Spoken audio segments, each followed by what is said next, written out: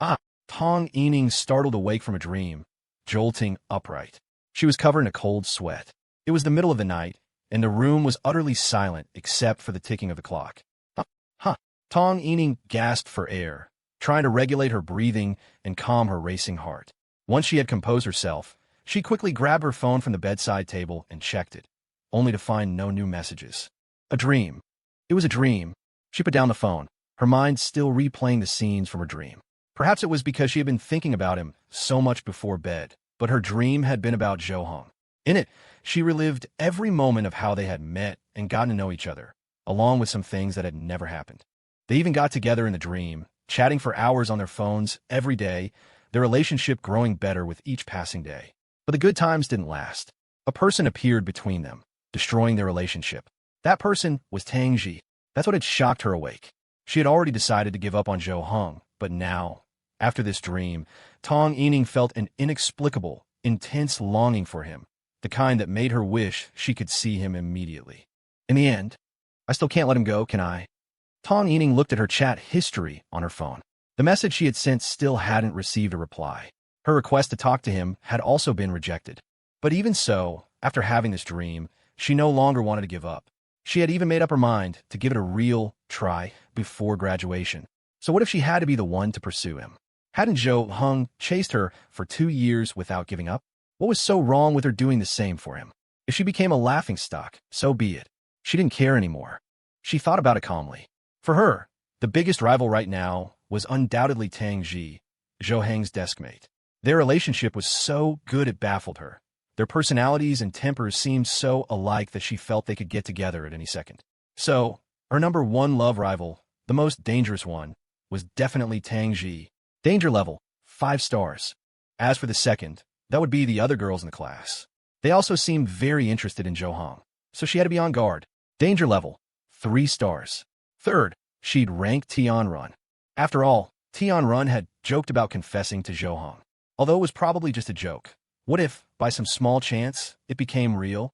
Danger level, half a star. Those were pretty much the 3 obstacles. She needed to ask someone for help now. In her mind, the one person who could never be an enemy, with a danger level of 0, was Yin Gran. She naturally became the first choice. If she needed someone to help her strategize, she could only turn to Yin Gran. Not even Tianrun would do. Ran, I'm counting on you now. Tong Ening prayed to herself, then lay back down to sleep. To be at her best, a good night's sleep was essential. The next morning, Zhao Hong and Yin Gran left the house for school. Zhao Hong noticed that Yin Gran's mood was completely different from yesterday's. It seemed like a lot of pressure had been lifted, and she looked particularly relaxed, a faint smile on her face. Today is Saturday. We get out in the afternoon, and tomorrow is a day off. These 2 days are very important. Please help me review. Yin Gran turned to look at Zhao Hong, nodded emphatically, and replied softly, Okay. Usually, when they walked to school in the morning, they kept a distance from each other. This was something Yin Gran did on purpose, seemingly afraid that Tong Ening would see them and get suspicious. But this morning, Yin Gran stayed right by Zhao Heng's side, walking at a leisurely pace. Zhao Heng glanced at her and asked, Aren't you afraid of being seen walking to school together? Not afraid. What's wrong with classmates walking to school together? That's true. They walked into the school together. Just then, they saw a familiar figure ahead of them. Upon seeing the person, Yin Gran's eyes lit up. Is that Tang Xi? Yeah. Zhao Hong could tell at a glance that the figure walking ahead was Tang Xi. Well, can I go talk to her? Sure. With his permission, Yin Gran excitedly hurried after Tang Xi. She hadn't forgotten Zhao Heng's promise from yesterday. If she could get Tang Xi to participate in the sports meet, he would participate too. Since Zhao Hong dared to make the bet, it meant that no amount of her own pleading would work. Tang Xi would surely refuse without a second thought, and might even get a bad impression of her, thinking she was annoying. So, she would definitely have to use a little trick to recruit both Zhao Hong and Tang Xi, these 2 powerhouses.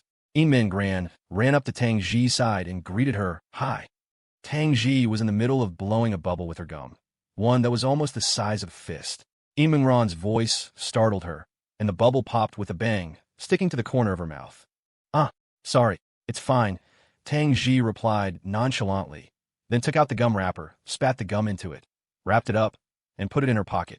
Just as Yin Gran was about to say something, Tang Xi suddenly leaned in close, making her so nervous she forgot what she was going to say. Tang Xi was only a step away from Yin Mingran. She leaned her head forward and sniffed at Yin Mingran's clothes, then her hair. After a slight frown, she broke into a knowing smile. Seeing this smile, Yin Mingran felt a chill run down her spine. She forced a smile, feigning composure, and asked, what's wrong? How does it feel living at Zhou Heng's place? It feels... Ow. Yin Mingran's eyes widened in utter shock, her mind going completely blank. Her face first turned pale, then flushed a deep crimson. How did you know I was living at Zhou Heng's place? A guess. A guess? You can guess that accurately. Yeah, you smell the same as Zhou Heng. The same brand of shower gel. As far as I know, it's a men's shower gel. I'm his desk mate. I sit closest to him, so I can smell it. I thought it was a coincidence at first, but your hair smells the same as his too. The same shampoo? That's probably not a coincidence. You must have showered at his place. Did you shower on your first visit? Are you two in that kind of relationship? I don't think so. At least he's not like that. So I concluded that you must be living at his house. Just like that. You figured it out? How can you be so sure? What if it really was just a coincidence? Then I'd apologize to you. What's the big deal? I'm not Conan, so it's perfectly normal for me to make a wrong deduction. Besides, even if I was just bluffing, you admitted it, didn't you? Tang Xi had a meaningful smile on her face. She shrugged, looking a little smug, like a child who had just pulled off a successful prank. Yin Mingran immediately shut her mouth, her face a spectacular display of alternating white and red.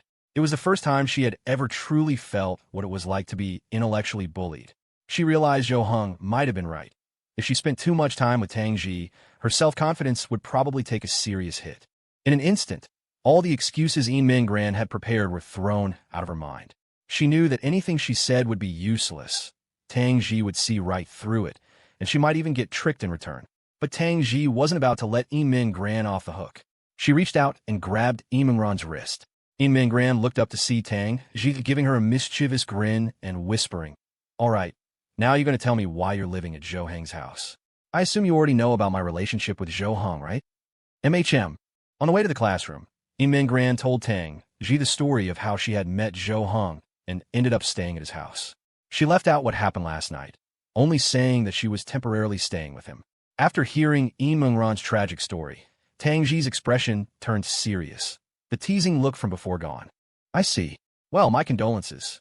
Tang Xi gently patted Yin Mingran's shoulder. She wasn't good with comforting words, and Yin Mingran understood. After all, that was another thing she had in common with Zhou Heng. After entering the classroom, the two went to their respective seats. When Zhou Heng arrived at his desk, he saw that Tang Xi looked a bit off and asked her, "What's up?" Tang Xi glanced at Zhou Heng and said softly, "So this is why you haven't had time to play games with me. You've been hiding a beauty in a golden house, huh?"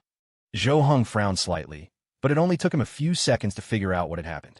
He knew he couldn't hide something like this from Tang Xi for long. She would find out sooner or later. "Sorry, I don't take kindly to sarcasm." Tang Xi's lips curled up slightly. All right. I wasn't trying to be sarcastic anyway. I heard about what happened with the class president. I approve of what you did." Zhou Heng stared at Tang Xi for a few seconds before slowly saying, "You approve? If it were you, you wouldn't have done what I did, right?" "That's right. Your actions are very much in your style, and I approve. But I wouldn't do the same. Unless what? Unless I planned on getting together with her in the future." Zhou Heng didn't respond to Tang Xi's words. Instead, he turned to look in Yin Mingran's direction.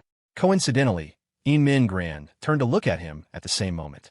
Their eyes met, and Yin Mingran gave him a faint smile before turning away after just a few seconds. Zhou Heng ground his teeth inside his mouth, his eyes deep in thought, as if pondering something. The next second, he spoke. "That's why I'm me, and you're you. We're different. Of course, there's no standard to judge right or wrong. You just have to do what you believe is right." Tang Xi leaned back in her chair and nodded in agreement with Zhou Heng. Then she added, "But I do have a pretty good impression of her. She seems kind of clumsy, which is super cute. It's fun to tease her." "Yeah, to you, everyone's clumsy. By the way, that includes you, bro. Nice, by the way. Don't do it again. And call me by my name, or I'll get goosebumps." "How mean?" Zhou Heng and Tang Xi looked at each other. Tang Xi let out a puff and a soft laugh, while Zhou Heng's eyes crinkled slightly at the corners, as if hiding a smile. He cursed lightly, without any real anger. "You psycho." After class, Yin Mingran walked out of the classroom alone, planning to go to the office to ask about the monthly exam next Tuesday. When she came out of the office, she found someone waiting for her at the door. Tong, what are you doing here? Waiting for you. Tong Ening had seen Min leave the classroom alone and followed her. When she saw her go into the office, she waited outside. Waiting for me? What is it? Is something wrong? Min could see she had something to say, so she asked her directly. Let's talk as we walk. The two strolled slowly down the hallway. Tong Ening, remembering her conviction from last night, said, I'm not going to give up on Zhao Hong. I want to try pursuing him. I see. Okay, go ahead and try. Tong Ening hadn't expected Min to agree so readily. She had thought Min would try to talk her out of it. Really? You agree? Do you think I can do it? I don't know about that, but it's normal for you to want to give it a try. It's better to try than to have regrets later. Yeah, you're right. Getting Min's support, Tong Ening's confidence soared. After all, it was hard to have any confidence in something like this without understanding and support. You'll help me, right? Well, Min froze. She didn't want to get involved, but seeing Tong Ening's hopeful eyes, she couldn't bring herself to refuse. All right, but how can I help you? Didn't I already try talking to him for you? It failed. Tong Ening fell into thought, as if genuinely considering how Min could help her. Min wore a slightly troubled expression. She knew that Zhao Hong would never give Tong Ening another chance, no matter what. Even if there was a minuscule probability, it wasn't worth considering. Because Tong Ening was her friend, if she kept helping her pester Zhao Hong, what if Zhao Hong started to hate her too? Zhao Hong had said before that if she tried to play matchmaker, she would end up just like Tong Ening. He would ignore her. She had to maintain her relationship with both of them, taking care of each side. On one side was her good friend, and on the other was her. To be honest, Min still didn't know what her relationship with Zhao Hong was. Classmates? Friends? Or roommates? Right. Tong Ening nodded, then looked at Min and said seriously, help me keep Tang Xi occupied. How about it? Why do I have to keep Tang Xi occupied? I think she's my biggest rival. As long as you get as close to her as possible and distract her, that should be easy for you, right? No, it's not simple at all. After lunch, Zhao Hong went to the restroom. All morning, though he hadn't been actively watching, whenever he happened to glance in Tong Ening's direction, he would see her secretly looking his way. It was starting to make him uncomfortable. He felt self-conscious in class, always feeling like there was something on his face. Just as Zhao Hong turned to leave the restroom, he was startled to find someone had appeared behind him. The hell? Zhao Hong couldn't help but swear. Taking a closer look, he saw that the person behind him was Kong Yu, that disgusting guy who had tried to pursue Tang Xi. He was standing right behind him with a fawning expression. Being in a restroom, the sight made Zhao Hong feel physically ill. Brother Zhao, what do you want? There's something I want to discuss with you. What is it? Zhao Heng's brows furrowed slightly. Although he had no good feelings for Kong Yu, especially since he had caused trouble for him before, the guy had apologized, and he couldn't keep being aggressive. Now, he wanted to discuss something, and it was probably about pursuing Tang Xi again. Well, I've given up on pursuing Tang Xi. I realize the gap between our levels is too big. I don't stand a chance. A wise choice. Zhao Hong nodded, agreeing with his assessment. After all, he wasn't wrong, at least about the part of not having a chance. But if it wasn't about pursuing Tang Xi, what else was there to discuss with him? So, I want to pursue someone else. And for this person, I want to get your permission. Get my permission? What do you mean? You can pursue whoever you want. What's it got to do with me? Just don't pursue me. Everyone in class is saying you don't like Tong Ening anymore. I came to confirm it with you. So, if you're not pursuing her anymore, can I? Kong Yu asked timidly. After speaking, he immediately covered his head and quickly added, don't get mad. I'm just asking. Zhao Hong was silent for a few seconds, then walked past him and said flatly, pursue her if you want. You don't need to ask me. It has nothing to do with me. Kong Yu watched Zhao Heng's departing back with a look of surprise and confusion. Honestly, he had been prepared for a lecture from Zhao Hong. Zhao Hong had been pursuing Tong Ening for 2 years. He couldn't believe he would just give up. But the rumors in class were so convincing he had to believe them, so he mustered the courage to ask Zhao Hong. He never expected Zhao Hong to have really given up. There were plenty of good-looking girls in their class, but the ones the boys unanimously agreed were beautiful were just a few. Min was one, Tang Xi was another, and then there was Tong Ening. Kong Yu knew he had absolutely no chance with Min. If he tried, he'd be criticized by the whole class for being a toad, wanting to eat swan meat. Right now, the only one with a real shot at Min was Lu Yunxua. That's why he had wanted to pursue Tang Xi. but now he realized he had no chance there either. Everyone in class was saying that the only one who could possibly be with Tang Xi was Zhou Hong. No one else stood a chance. Their close relationship was plain for all to see, so there was no need to doubt it. Since that was the case, Kong Yu thought of Tong Ening. If Zhou Hong might get together with Tang Xi, did that mean the position next to Tong Ening was now vacant? Could he give it a try? Now that he had Zhou Heng's permission, Kong Yu felt he had a good chance. Oh yeah, go for it. You can do it. Kong Yu jumped up and down, cheering himself on, as happy as if he had already succeeded. Just then, a teacher came into the restroom and made eye contact with him. The teacher's look was one you'd give a fool. Embarrassed, Kong Yu quickly left. Just as Zhou Hong was about to return to the classroom, he heard a faint call from behind him. Zhou Hong. Zhou Hong turned around and saw the person behind him, frowning. Actually, he didn't need to turn around to know who it was. Tong Ening. In school, she had always acted like they were just regular classmates, pretending not to know him. Calling his name like this in the hallway was something that had almost never happened. She looked like she wanted to say something to Zhou Hong, but was too shy to speak, fidgeting and not daring to look him in the eye. At lunchtime, she had seen Zhou Hong leave the classroom without Tang Xi and knew this was her chance. So she had launched her plan, determined to make contact with him while he was still outside the classroom.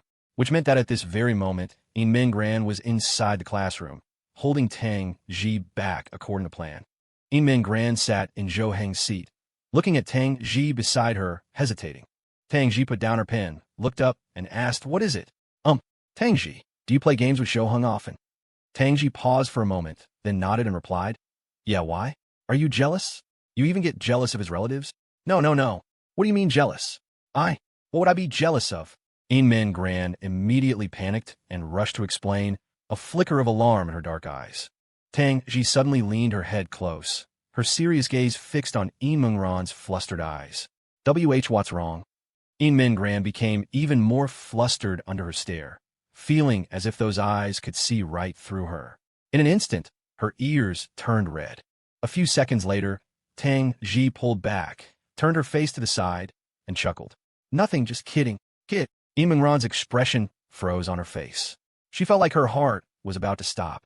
Right now, Inmin Gran really wanted to tell Tong Ening, "Why don't you try holding Tang Xi back? See if you can. You'd be lucky not to be played to death in here for a few minutes." However, Tang Xi's expression suddenly turned unusually serious. She lowered her head, dropped her voice, and said to Inmin Gran, "Zhou Hong said he's interested in someone again. Someone from our class. Don't you want to know who it is?" "Who is it?" Inmin Ran's eyes widened in disbelief. Tang Xi clicked her tongue and shook her head. No, I shouldn't say. He told me not to tell anyone. He'd get mad if I did." Inmin Gran bit her lip gently. After a moment's hesitation, she said, "I promise I won't tell anyone." Tang Xi thought for a moment, then nodded. "All right." Tang Xi beckoned for Inmin Gran to come closer. Inmin Gran leaned her ear in, and Tang Xi whispered, "I don't know who he's interested in, but I can see that you're interested in him." Inmin Gran slumped onto Zhou Heng's desk, burying her entire face in her arms. Her ears, sticking out, were bright red, and her feet scuffed against the floor. Tang Xi laughed until tears streamed down her face before she finally stopped. She reached out and patted Inmin Ran's shoulder, saying, All right, I apologize. I'm sorry, I didn't mean it. It's just, you're too easy to tease. I couldn't help myself." MMPH. Inmin Gran gave a slight shrug, as if resisting Tang Xi's apology. She felt so naive right now, so thoroughly teased by Tang Xi that she had lost all face.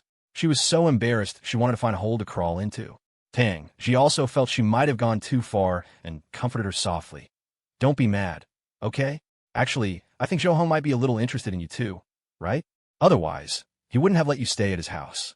If I had to choose who would be the most suitable person for Zhou Hong, I'd definitely choose you." Inmin Gran slowly lifted her head, peeking with one eye at Tang Xi beside her. "Are you teasing me again?" "No, this time it's the truth. I swear."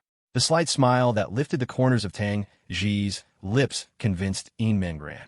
This look seemed much more reliable than her serious expression. "All right." Inmin Gran sat up. It took her a moment to realize she had been completely played.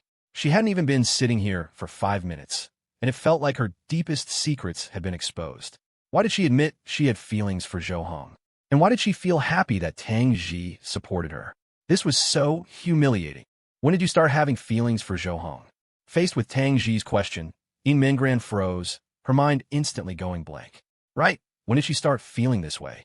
Was it last night, when Zhou Hong made those promises to her? Or was it when he made her lunch, treating her like a little child? Or even earlier, when he took her home, gave food to a cold and hungry her, brought her hot water and medicine, and insisted she stay? After thinking for a long time, Min Gran understood. It was all of those moments. This feeling definitely hadn't appeared out of nowhere at a specific time. It had started to grow slowly from the day she met Zhou Hong, increasing day by day until now, when she had to admit the feeling was incredibly strong. She would feel a secret joy when Zhou Hong rejected Tong Ening, a sense of relief when she learned about his relationship with Tang Xi, and even a feeling of unease when other girls in the class tried to talk to Zhou Hong. If all that didn't prove she had feelings for him, then she was just in denial. From the first day I stayed at Zhou Heng's house, I guess. Min Gran answered honestly. She didn't feel embarrassed at all, because everything she had now was thanks to Zhou Hong. Oh, I see. So, are you really okay with this now? Min Gran paused, asking blankly, what do you mean? Tang Xi pointed with her pen to the empty seats in front of them. I know why you're here. The moment you came over, Tong Inning went out to find Zhou Hong, right? She's been sneaking glances at him these past few days, and at me too. With her way of thinking, she probably sees me as her love rival. So she had you come over to chat with me, so she could go find Zhou Hong, to prevent me from suddenly running out, bumping into them, and ruining her plans. Am I right? Well. Imran's mouth hung slightly open, and she stammered for a while, unable to get a word out. Tang Xi held up a hand to stop her. You don't have to tell me anything. It doesn't matter if it's true or not. It has nothing to do with me. I just want to help you, because I felt bad for offending you just now. I know you're doing this for a friend, but are you really okay with it? Tang Xi's question completely stumped Min Gran. Her brain seemed to have lost control over her body, and her thoughts were a jumbled mess. Seeing that Min Gran didn't reply, Tang Xi waved her hand and said, Of course, I don't understand romance. If you're okay with it, then just pretend I didn't say anything. Min Gran took a deep breath, biting her lip hard. Her fists, hidden under the desk, clenched so tightly her knuckles turned white. Her heart began to beat faster. At that moment, Zhou Hong, who had been stopped by Tong Ening, had wanted to ignore her, but she had rushed forward and grabbed his sleeve, trying to pull him to the stairwell to talk. He didn't dare to forcefully shake her off, fearing she might fall. No matter what, he couldn't bring himself to be rough with a girl. This was the hallway, after all. Shoving a girl to the ground in front of so many people wouldn't just make him a joke. It would make him a scumbag. Zhou Hong, just say it. Zhou Heng's brows knitted tightly, a hint of annoyance in his tone that instantly frightened Tong Ening. Her impression of Zhou Hong was not someone with this kind of attitude. She felt a sense of unfamiliarity, making her too scared to speak. She fidgeted with the hem of her shirt, thinking of the dream she had last night. It was too late to back down now. I know I promised you many times to be with you, but I broke my word every time. I know nothing I say now can make up for the hurt I've caused you, but I hope you can give me one more chance. Can we be good friends again, like we were in middle school? No. Zhou Hong was concise, offering no further explanation. He felt any explanation would be pointless. After speaking, he intended to turn and leave, but Tong Ening clearly wasn't going to let this rare opportunity slip away. She took a step forward and grabbed his arm. Then what do I have to do for you to forgive me? TSK. Zhou Heng's dark, sharp brows furrowed. He tried to shake his arm, but he couldn't get Tong Ening off. Her clinging was giving him a headache. Why did Tong Ening have to be a girl? If she were a guy, he would have resorted to violence. All he could do now was hope for the class bell to ring so he could go back to the classroom. There you are. Just then, they both heard a familiar voice. They turned to see that Tang Xi had appeared, with Min Gran behind her. I need you for something. Come with me.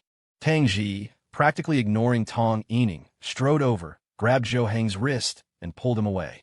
Tong Ening stood there in a daze, watching Tang Xi drag Zhou Hong away, her eyes wide and her mouth slightly open. Min Gran walked over and said softly, Sorry, Tong, I couldn't stop Tang Xi. There was nothing I could do. At that moment, Zhou Hong let out a sigh of relief. He looked at Tang Xi, who was pulling him along, and said in a low voice, Thanks. Tang Xi glanced behind them. Don't thank me. I'm just doing someone a favor. I owe her. On Saturday afternoon, around 4:30, school let out. Worried about being held up by someone again, especially a girl he couldn't use force against, Zhou Hong left the classroom the moment the bell rang. Min Gran packed her things, also ready to leave. She saw that Tong Ening was in a bad mood, but she didn't know how to comfort her. The incident at noon seemed to have affected her greatly. Min Gran shifted her gaze and saw Tang Xi, who had also packed up and was about to leave. She followed her, but didn't rush to her side. Instead, she waited until they were out of the school building before quickly catching up. Tang Xi about noon. Thank you. Min Gran walked up to Tang Xi's side and thanked her in a low voice. She thought back to noon, how after much deliberation, she had decided to ask Tang Xi for help. Tang Xi, knowing she wanted to maintain her friendship with Tong Ening, but also didn't want Tong Ening to get close to Zhou Hong, had proposed that she be the bad guy. Since Tong Ening already saw her as a love rival, she might as well let her continue to think so. And so, the scene at noon had played out, with Tang Xi coming over to pull Zhou Hong away, all just to do Min Gran a favor. It's nothing, not to mention I was making it up to you, just based on your, situation, I should be helping you. Min Gran truly felt it was no big deal now. At the very least, she and Tang Xi were now friends. She no longer cared about the teasing. Min Gran suddenly thought of something and asked, by the way, tomorrow's a day off? Do you have any plans? Nope, unless playing games at home counts. Then do you want to come over to Zhou Heng's place? We can hang out together. The more, the merrier, right? Tang Xi gave Min Gran a strange look, as if to say, are you serious? After all, it was a rare day off. Weren't the two of them going to spend it alone together? I don't mind. Isn't Zhou Hong supposed to be reviewing?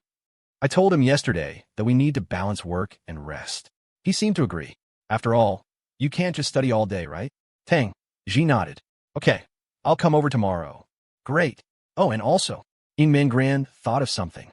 She took out the phone Zhou Hong had given her from her pocket. Can we add each other as friends? Sure. Tang Xi also took out her phone, and they added each other. After being classmates for over 2 years, they had finally exchanged contact information. Making friends with classmates was usually a simple and ordinary thing for Min Gran. But now, having become friends with Tang Xi, she felt exceptionally happy. Min Gran and Tang Xi together? What's going on? Why isn't she with Tong Ening and the others? At that moment, 2 boys were following behind Min Gran and Tang Xi. One of them was Lu Yunxi. He had felt something was off when he saw Min Gran sitting in Zhou Heng's seat earlier that day. After school, he had tailed her and found her walking home with Tang Xi. When did their relationship get so good? Could it have something to do with Zhou Hong? After all, when you mention Tang Xi now, you think of Zhou Hong. The boy next to him said. Lu Yunxi glanced at him and shook his head, retorting, impossible. How could Min Gran have anything to do with Zhou Hong? They're completely unrelated. Absolutely impossible. Not necessarily. Listen to my theory. What if they both like Zhou Hong, and Min Gran is negotiating with Tang Xi to decide who gets to stay by his side? Lu Yunxi glared at him and said in a low voice, Liang Jiaxiang, if you dare spread rumors about Min Gran again, I'll slap you, believe it or not. Fine, don't believe me. Maybe the reason Min Gran isn't with you yet is because you're too violent. Ever think of that? You, TSK, I'm not going to argue with you. Lu Yunxi, having been rebuffed, ignored him and continued to follow Min Gran and Tang Xi from a distance. He really wanted to know what they were talking about, but he couldn't get too close, or he wouldn't be able to explain himself. From this far away, he could only watch them from afar. Forget hearing their conversation, they could easily lose them if they turned a corner. Eventually, Min Gran and Tang Xi said their goodbyes and went in different directions. Liang Jiaxiang patted Lu Yunxi on the shoulder. All right, let's go home too. Are you still going to follow her? She'll be home any minute. You'll end up in her living room. Just a little longer. I want to know where she lives. Liang Jiaxiang looked at him in disbelief. I'm calling the cops on you. Are you a pervert? Stalking a female classmate home? Did you learn nothing in civics class? No, I mainly want to give her a gift. It's not easy to give it at school, in front of everyone. She definitely wouldn't accept it, and I'd be so embarrassed. I was thinking, leaving it at her door would be better. Wow, a pervert and a creep. You don't look like the type to do this stuff. Just think about it. You leave for school in the morning, open your door, and there's an unknown gift from a classmate. Honestly, if she really likes you, she might reluctantly accept it. But if you're just regular classmates, she'll probably find it kind of disgusting. Lu Yunxi shot him a glare and muttered, What do you know? Not as much as you. You just love this kind of crap. Just then, the two saw Min Gran enter a building. Lu Yunxi's eyes lit up. This must be where Min Gran lived. All right, let's go. Liang Jiaxiang grabbed Lu Yunxi's arm to stop him from going any further, but Lu Yunxi shook him off. Are you stupid? I have to see which floor. Otherwise, where do I put my gift? At the first floor elevator? Someone could kick it away, and I'd never know. I give up. The two entered the building and glanced at the elevator. The display showed it was on the 6th floor. She lives on the 6th floor? Okay, I know now. Let's go. Help me pick out a gift. I want to give her a surprise tomorrow. Liu Yinchua nodded and pulled Liang Jiaxiang out of the building. Liang Jiaxiang had a look of utter despair on his face, sighing as if he had reached the limit of his patience. Can't you just go by yourself? You never know what to buy, so you ask me. Then you don't listen to what I tell you. If the gift is good, it's your great taste. If it's bad, you blame me for not talking you out of it. Hey, it won't be like that. Guys always bring their wingmen when they're dating. Can't you just help me strategize a little? In the classroom, Tong Ening, with a heavy heart, was packing up slowly, her mind lost in thought. Tian Run walked over with her bag and looked at her. What's wrong with you? You look like you just got dumped. Tong Ening suddenly looked up, staring at Tian Run with a look of despair, a picture of utter dejection. Oh. Tian Run immediately covered her mouth, realizing she might have hit the nail on the head. Normally, shouldn't she have said something like, "Who could dump me?" She had just said it casually. All day, she had felt something was off with Tong Ening, so she hadn't talked to her much, and she had no idea what was going on. Hey, just then, they heard a sound like Zhu Beiji laughing as he ran over. They turned to see Kong Yu approaching with a lovesick grin on his face. The smile sent a shiver down both Tong Ening and Tian Run's spines. What are you doing? Tong Ening immediately stood up and hid behind Tian Run. Tian Run stood in front of Tong Ening, holding out a hand defensively at Kong Yu. There were only the three of them left in the classroom. Seeing a guy with a creepy smile walking towards them, any two girls would be scared. I'm looking for Tong Ening. I have something to tell her. Kong Yu scratched his head awkwardly, pointing at Tong Ening behind Tian Run. What is it? Tong Ening peeked her head out, asking cautiously. But in reality, she didn't care what it was. Ever since his conflict with Zhou Hong, Tong Ening had a bad impression of him. Now, with this off-putting demeanor, it was already polite of her not to run away screaming. Can we talk alone, just the two of us? Don't worry, I mean no harm. I won't hurt you. Ew, let's go. Tian Run immediately pulled Tong Ening out of the classroom. Tong Ening felt a wave of discomfort. Forget talking alone. Just hearing him say those words made her want to call the police. Kong Yu stood frozen in place, his body instantly stiffening, as if he had turned to stone. He didn't know what was wrong with him. Why was everyone avoiding him? Was he that unlikable? Impossible. Kong Yu instantly denied the thought. He couldn't possibly believe he was the unlikable one. He hadn't done anything wrong. It was true he wasn't that popular, but he couldn't be disliked, right? Having thought it through, Kong Yu let out a sigh of relief and left the classroom. In his mind, Tong Ening was just having an off day. He would talk to her again when he had another chance. Min Gran returned home.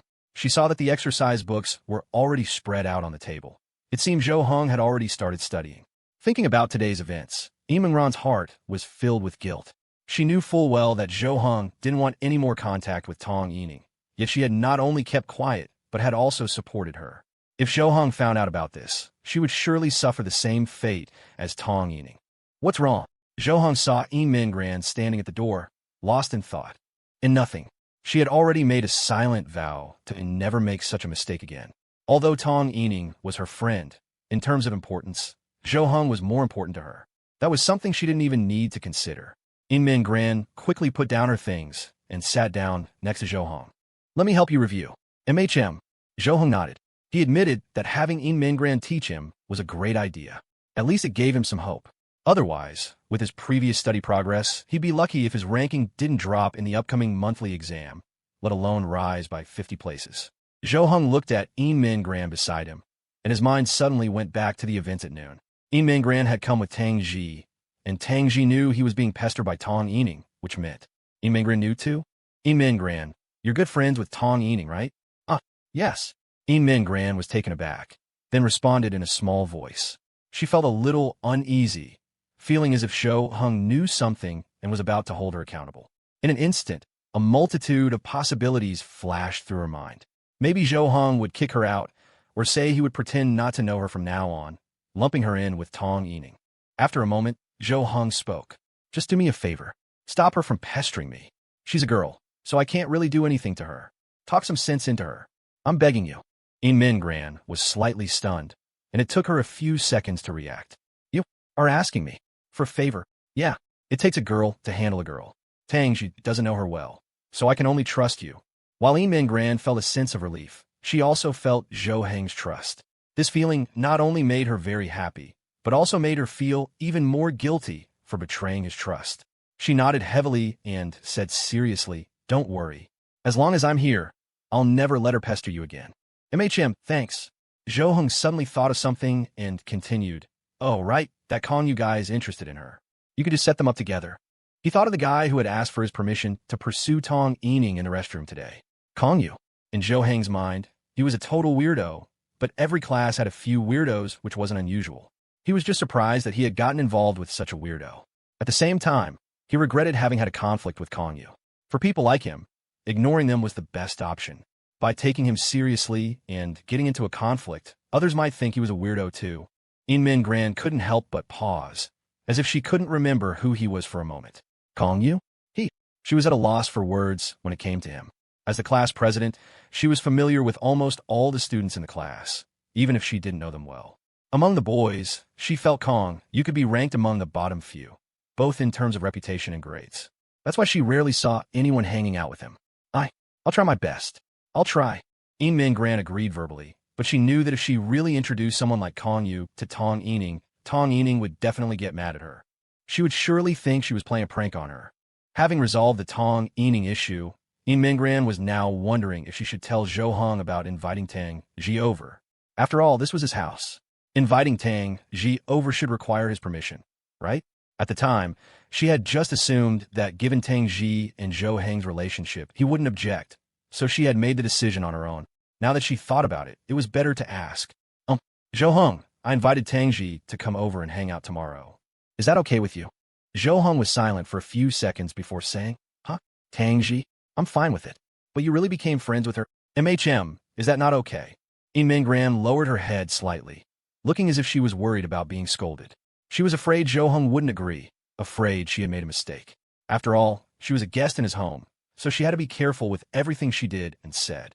Zhou Heng turned back to his work, saying, "Of course it's okay. I should be thanking you." Thanking me? Min Gran was a little confused. What had she done to deserve thanks? Zhou Heng nodded and explained, "Yeah. Back in our first year of high school, her mom told me she hoped I could help her make a few friends, so she wouldn't be all alone at school with no one to talk to. But that was really overestimating me. If I knew how to make friends, I would have made some for myself. So it's just been me and her for the past 2 years. Now that you're friends with her, don't mind her apathetic appearance. She's probably quite happy on the inside." Really? Min Gran's eyes widened, finding it a bit hard to believe.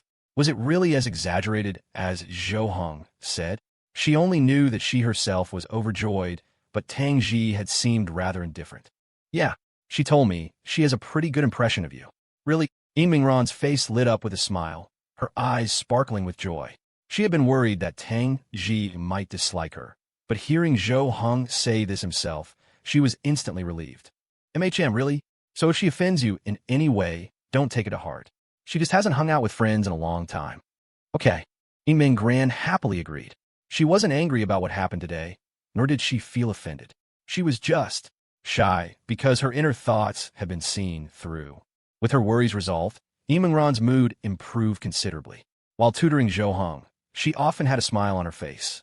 Around 7 in the evening, they both started to get hungry. Zhou Heng put down his pen and stood up. "I'll go make dinner." "Wait." Zhou Heng turned his head, looking at Min Gran with confusion, wondering why she had called out to him. Min Gran stood up and said, "Let me do it. Don't you need to hurry up and study? Do you know how to cook?" I do." Min Gran nodded firmly, then added, "I just don't know if it will suit your taste." "It's fine, give it a try." Zhou Heng didn't mind. He really did want to focus on studying. If it weren't for Min Gran being here, he would have just cooked some instant noodles for himself. But since Min Gran was here, he couldn't be so casual. Learning that she could cook, he was more than willing to let her, as it would save him a lot of time. Okay, good. Min Gran went to the kitchen and started cooking. She remembered how she used to cook for her parents back home. It was a pity she would never have that chance again. Half an hour later, the stove was on. Although Zhou Heng wanted to use this time to study more, his attention would occasionally drift to the kitchen. He had never seen Min Gran cook and was worried she might make a mistake, creating something inedible or accidentally have an accident. But fortunately, the process went smoothly. An hour later, Zhou Heng smelled the aroma wafting from the kitchen. Min Gran brought the dishes to the dining table and called out to him, "It's ready. Come and eat." Coming. Zhou Heng put down his pen and went to the dining table. He saw the food on the table. First, the steamed rice looked fine, each grain full and the texture likely just right. The two dishes were also appealing in color, aroma, and taste, without any flaws. This put Zhou Hong at ease. Looks pretty good. Try it, Min Gran said with a smile, motioning for Zhou Hong to sit down. Zhou Hong picked up his chopsticks and took a simple bite. He first frowned slightly, then nodded silently in praise. It's delicious. Really? I'm glad you like it. Ran's anxious heart finally settled. She was confident in her cooking skills, but she was still very worried that Zhou Hong wouldn't like it. Now that it had passed the test, nothing else mattered. Min Gran also sat down to eat, saying, "If you like it, I can cook from now on. That way you can save a lot of time." Zhou Hong didn't reply immediately. He looked up at his workout area. He hadn't exercised in a long time, and time was indeed too scarce for him right now. After school each day, there was basically no time left. Squeezing out an hour or two for a workout was simply impossible. If Min Gran cooked, it would indeed save him time to exercise or do other things. But in his mind, Min Gran was a guest. Happy to let a guest cook. After a moment's hesitation, Zhou Hong spoke. "Let's take turns. We can switch every day or every 2 days." Min Gran paused as if thinking. A moment later, she seemed to understand what Zhou Hong meant and nodded. Okay. After dinner, they continued to study. Around 10 at night, they took turns showering. After Zhou Hong came out of the bathroom, he sat at the desk and picked up his pen. He had originally planned to study for a few more hours, but after a yawn, a wave of drowsiness instantly washed over him, sweeping through his brain. In an instant, his eyelids felt heavy, as if they were about to close. He knew it was from a week of insufficient sleep. The thought of a day off tomorrow and getting out of school early today made him unbearably sleepy. Yawn. He yawned again, this time feeling even more tired. He quickly stood up and headed for the bedroom, intending to go to sleep. Otherwise, he would end up falling asleep at his desk. He walked into the bedroom and flopped onto the bed, on his side, not even bothering to pull up the covers before closing his eyes and falling into a deep sleep. All the fatigue from the past week was released at this moment. Meanwhile, Min Gran was still in the bathroom, showering, unaware that Zhou Hong had already gone to bed. When she finished her shower, put on her pajamas, and walked out of the bathroom, she found the living room empty. The spot where Zhou Hong had been sitting was vacant, the book on the desk still open. Min Gran went into the bedroom and saw Zhou Hong lying on the bed, already fast asleep. His long eyelashes rested on his closed eyes, and his breathing was even. Seeing Zhou Hong's sleeping face, Ran's lips curved into a faint smile. She walked softly to the side of the bed, picked up the blanket, and covered him. "Good night." Min Gran turned off the bedroom light and lay down on the other side of the bed. Now, she was no longer as nervous as she had been on the first night. Lying in bed felt as comfortable as being in her own home, providing a great sense of peace. The cool moonlight streamed in through the gap in the curtains, and the bedroom was exceptionally quiet. In contrast to Zhou Hong's deep slumber, Min Gran wasn't sleepy at all. She couldn't fall asleep yet. She started to recall the day's events. If there was one major achievement for her today, it was becoming friends with Tang Xi. Don't mind her apathetic appearance. She's probably quite happy on the inside. Min Gran thought about what Zhou Hong had said, still finding it a bit hard to believe. Could Tang Xi, who gave her classmates the impression of being unapproachable, really be happy to be her friend? Min Gran took out her phone. Opening it, she looked at her chat with Tang Xi. They hadn't talked yet, aside from the friend request notification. She opened Tang Xi's Moments feed and found that, just like Zhou Hong's, it was completely empty. If she opened Tong Inning's Moments, she would see many photos, food she had shared, and beautiful scenery from her travels. Min Gran thought that at this hour, Tang Xi probably wasn't asleep yet. The idea of sending her a message popped in her head. She had nothing else to do anyway. But she was probably playing games right now, right? Would it be a bother?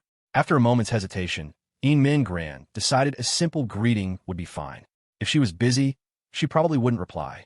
Min Gran sent a greeting sticker, then turned off her phone, feeling a mix of anticipation and nervousness. Tang Xi was someone she couldn't figure out, so she had no idea if or how she would respond. About 2 minutes later, Ran's phone chimed. She quickly opened it and saw it was indeed a message from Tang Xi. "What's up? Shouldn't you be cuddling Zhou Hong to sleep right now? How do you have time to message me?" Ran's eyes widened in disbelief as she read the message on her phone. She quickly glanced behind her to see if Zhou Hong had woken up. If he saw this message, she would probably die of embarrassment. "What cuddling? We sleep separately." with a blanket in between. You two are really sleeping in the same bed. This, Min Gran realized she had made a mistake. She shouldn't have told Tang Xi this. Tang Xi only knew she was staying at Zhou Heng's house, not where she was sleeping. She had just exposed herself. Tang Xi sent another sticker to express her surprise, and Min Gran, knowing there was no point in explaining, told her the truth. She had originally planned to sleep on the sofa, but Zhou Heng wouldn't let her. They had gone back and forth, and then they both ended up sleeping in the bed. She had been staying here for several nights now and had gotten used to it. Well, since you're already sharing a bed, you might as well just make it official. How do we make it official? Min Gran stared at the chat content on her phone, her heart pounding. This was truly a heart-racing conversation. I don't know. That's beyond my expertise. Doesn't holding hands get you pregnant? Min Gran looked at Tang Xi's message and thought to herself that she must know a lot. At least, she definitely knew more than she did. But she wasn't telling her. Thump! Min Gran's phone suddenly slipped from her hand, nearly hitting her in the face. Her hand froze, completely still. Her eyes widened, and her body seemed to stiffen, because now, Zhou Heng's arm was draped over her. Just now, Zhou Heng had turned over in his sleep, his whole body straddling the blanket in the middle, and his arm had stretched out, resting on top of her. It was as if Zhou Heng was holding her as he slept. Zhou! Min Gran mechanically turned her head to look at Zhou Heng's face, only 10 centimeters away. He was still fast asleep. This was a completely unconscious action. But what should she do now? Should she wake him up? If she moved now, she would probably wake him immediately. Since he was like this, he must be exhausted. Min Gran couldn't bear to wake him. After all, this past week, because of her, Zhou Heng had surely been under more pressure and fatigue. Plus, with exams coming up, his stress was even greater. A day off tomorrow must have allowed his tense nerves to relax, which was why he was so sleepy. It was good for him to sleep like this. He would be much more relaxed tomorrow, and a lot of pressure would be released. After thinking for a moment, Min Gran lowered her hand, deciding not to wake Zhou Heng. Let him sleep peacefully. If she woke him, she would feel incredibly guilty. Min Gran stared at the dark ceiling, unable to close her eyes. She wasn't very sleepy to begin with, and this situation made it even harder to fall asleep. Feeling Zhou Heng's firm arm gave her an unusual sense of security, even through the blanket. She even started to imagine what it would be like to lie in Zhou Heng's arms. That feeling of being enveloped would surely be very reassuring. Like this, 20 minutes passed. Min Gran remained motionless, letting Zhou Heng sleep peacefully. Just then, Zhou Heng's arm moved. It shifted up slightly, moving from her stomach to her chest. Min Gran's body trembled slightly. Her face was not visible in the dark, but it was burning hot. No doubt it was bright red. Thank goodness for the blanket. Without it, she would probably be completely frozen right now. About 10 minutes later, Zhou Heng turned over again, rolling back to his side, leaving his back to Min Gran. Her tense body relaxed. Just now, she felt as if her waist had been suspended in midair. He probably won't remember any of this tomorrow, right? Min Gran thought to herself. But in her heart, there was a small part of her that wished Zhou Heng would remember, although she knew it was impossible. After holding still for so long, Min Gran finally started to feel sleepy. She closed her eyes and fell asleep shortly after. A little while later, Zhou Heng's eyes snapped open. They were wide, and a cold sweat seemed to be forming on his forehead. He was terrified. Just before he had turned over, he had actually woken up. When he woke up, he found himself in the middle of the bed with his arm on Min Gran. He had no idea if she was asleep or not. So he had quickly rolled over, back to his side, facing the wall, his heart pounding. What if Min Gran wasn't asleep? Would she confront him tomorrow? If she did, he would just have to pretend he didn't know anything. He was a very deep sleeper. Yes. The next morning, warm sunlight filtered through the curtains, bringing a sliver of light into the room. Min Gran opened her hazy eyes, taking a few seconds for her consciousness to reboot. She turned her head and saw that the other side of the bed was empty. Zhou Heng was already up. She sat up, straightened her pajamas. The strap had slipped off her shoulder while she slept, tied up her hair, folded the blanket, opened the curtains, and walked out of the bedroom. At that moment, Zhou Heng had just finished making breakfast and was placing it on the dining table. Their eyes met. In an instant, the events of last night flashed through both their minds. Although Zhou Heng only remembered those 10 minutes, he knew what he had done last night. He was now desperate to know how long it had lasted and whether Min Gran had been awake. If she was, it would be too awkward. If she decided to confront him, he would just have to play dumb. As for Min Gran, The thought of last night brought an involuntary blush to her cheeks. It was the first time in her life a boy had held her, and in bed, no less. At that moment, she had felt the size difference between her and Zhou Heng was quite significant. If she were in his arms, she would probably feel very small to him. Ahem, morning. Let's have breakfast. Perhaps out of guilt, Zhou Heng took the initiative to greet Yin Mingran. It was the first time he had ever said good morning to her, and it felt a bit unnatural. Okay, I'll go wash up first. Yin Mingran also noticed this detail and quickly ducked into the bathroom. Looking at her reflection in the mirror, she immediately splashed cold water on her face to calm herself down. She didn't want to start a new day like this, especially when her mind was at its clearest in the morning. After she finished washing up, she came out and sat at the dining table. The two began a silent meal. It was about 9:30 in the morning. Two people arrived at the door of Zhou Heng's apartment, Lu Yinshuo and Liang Jiaxiang. Lu Yinshuo was holding a gift box, looking furtive as he got off the elevator. He immediately started looking around like a thief. Liang Jiaxiang followed behind him, wanting nothing more than to kick him in the butt. Hey, why are we here so early? Are you insane? Sure. Lu Yinshuo quickly turned around and gestured for him to be quiet, nearly dropping the gift in his hand. Keep it down. Are you stupid? At this time, her parents are definitely at work. Even if she's going out today, she's most likely still at home. So this is the best time to deliver the gift. What if her parents are home? What'll you do with the gift then? I'm not afraid of that either. My intentions are sincere. Since I've decided to pursue her, I'm not afraid of her parents finding out. Lu Yinshuo patted his chest, full of confidence. Liang Jiaxiang looked at the 3 doors in front of them. Right, but there's another problem. You only know she's on the 6th floor? Do you know which door is hers? Lu Yinshuo's hand froze in midair, and he stared blankly. He really didn't know which door was Imingran's home. If he left it at the wrong door, at her neighbor's, that would be a huge embarrassment. I said, what did you end up buying? You made me go with you yesterday, but then you hid what you bought and told me it was a secret, Liang Jiaxiang said, pointing at the gift box in Lu Yinshuo's arms. A music box. Liang Jiaxiang's brow furrowed into a deep frown. He blinked, looking astonished. Is there a ring hidden in the music box? Or a necklace, a bracelet? No, it's just a music box. But when you open it, there's a little carousel that spins. It's pretty. Lu Yinshuo felt Liang Jiaxiang's gaze growing stranger, and his voice became less and less confident, trailing off into a whisper. Liang Jiaxiang took a deep breath, looking like he was about to explode. He pointed at him and hissed, Did you get your head caught in a music box? Are you missing a brain? Do you think this is a Children's Day gift for an elementary schooler? What's wrong with it? This is what you give to someone you like. You probably saw this thing online labeled Create a Birthday Gift for Girlfriend on Valentine's Day or something and thought it would make her cry with emotion, didn't you? No, I thought this was pretty nice. It wasn't cheap either. Go ahead, give it to her. You'll be completely shot down, and she'll laugh at you for the rest of her life. At future class reunions, when she can't remember your name, she'll just call you that guy who gave me a music box. So, what do I do? Should I get something else? Lu Yinshuo realized something was wrong and started to panic. Duh, of course you should change it. Come on, I'll help you pick. Let's go exchange it now. Liang Jiaxiang quickly grabbed Lu Yinshuo's arm and was about to drag him away. He pressed the down button for the elevator and waited for it to arrive. As the elevator doors slowly opened, the two were about to step forward but instantly pulled their feet back. Standing at the elevator entrance was a person. Beneath a black baseball cap was a head of chin-length short hair. A pair of light pink over-ear headphones hung around her pale neck. She wore a jacket with the sleeves rolled up over a small tank top that accentuated her figure. Her shorts made her legs look exceptionally long, and the black calf socks added a touch of slenderness. A lollipop was held between her thin, beautiful lips.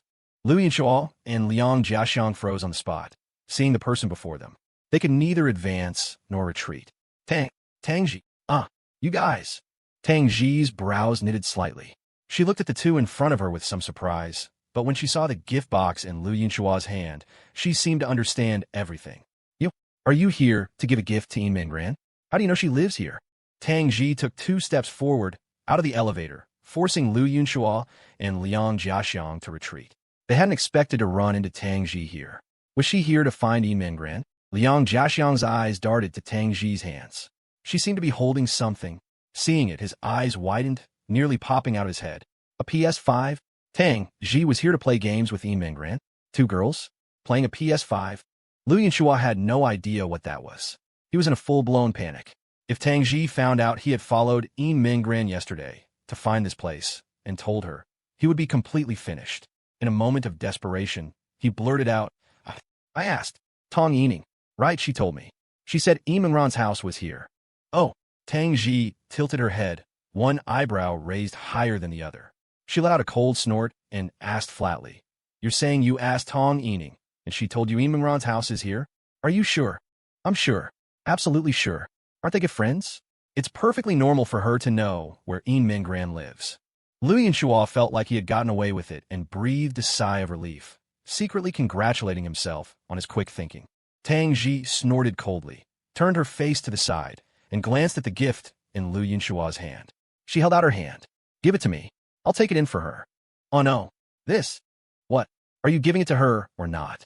Tang Xi raised a crescent-shaped eyebrow, a slightly contemptuous expression on her face, as if to express her disdain for them. Liu Yinshua couldn't stand that kind of look, especially from a girl. In a fit of pique, he thrust the gift at her. Fine, then you give it to her. Liang Jiaxiang, standing beside him, stared wide-eyed, in disbelief. Had Liu Yinshua not listened to a single word he had just said? Tang Xi didn't hesitate. She took the gift and walked towards the door.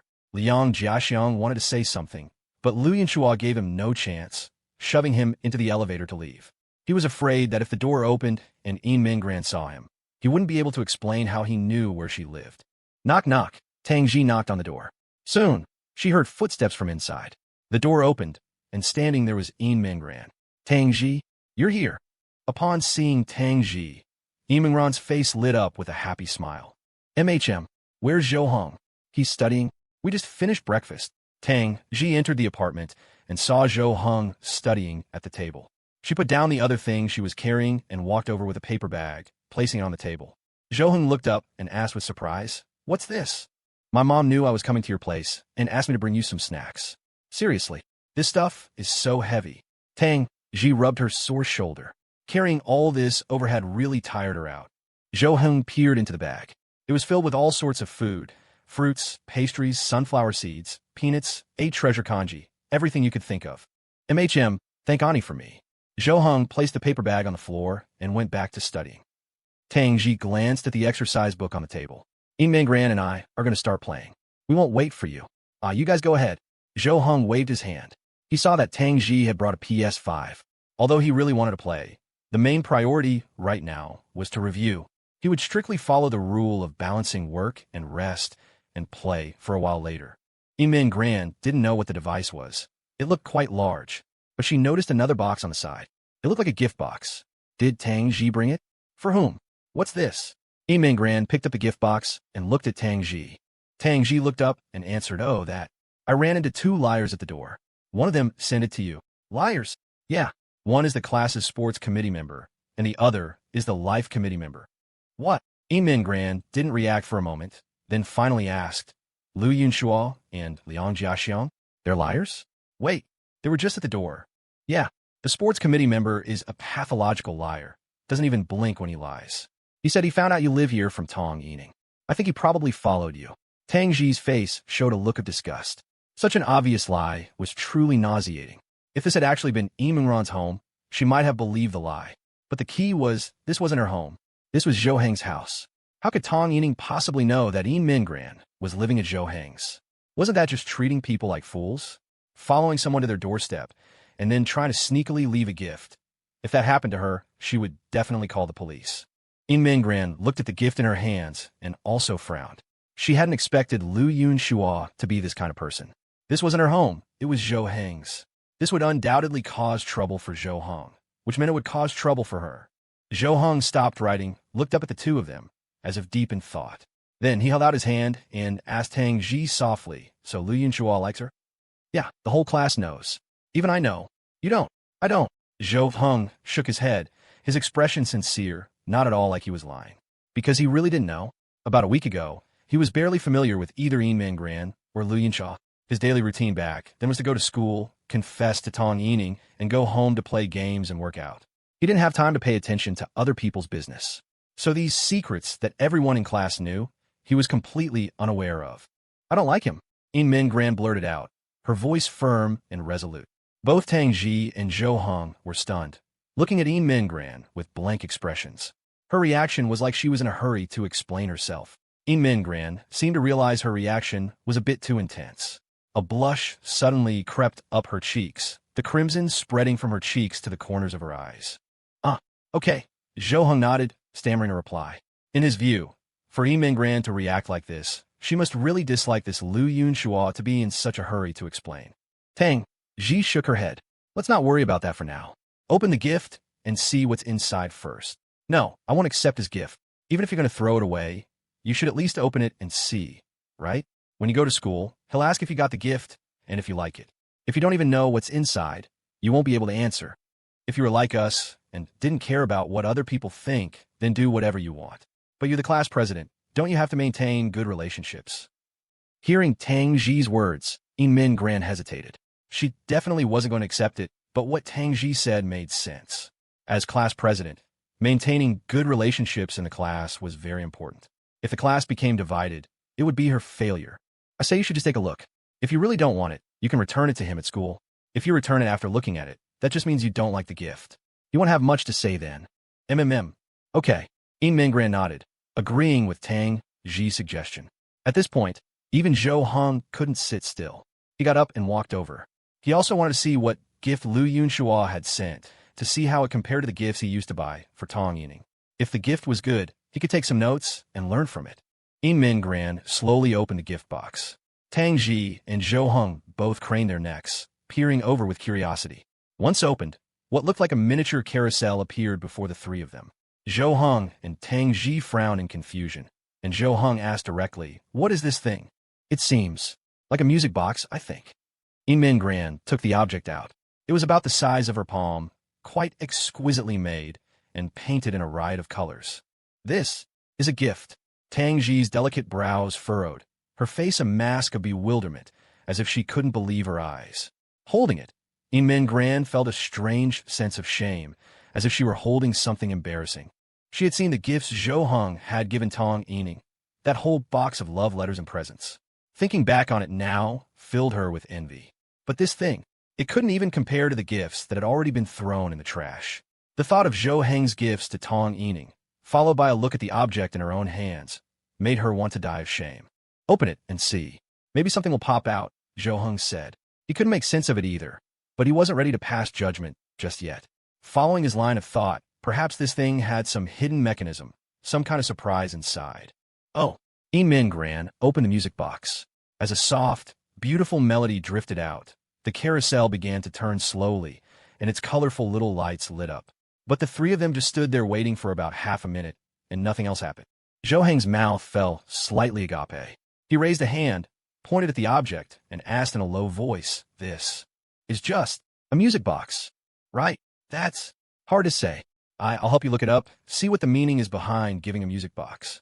Tang Xi turned her head, took out her phone, and pretended she hadn't seen a thing. Zhou was also very puzzled, his brow furrowed.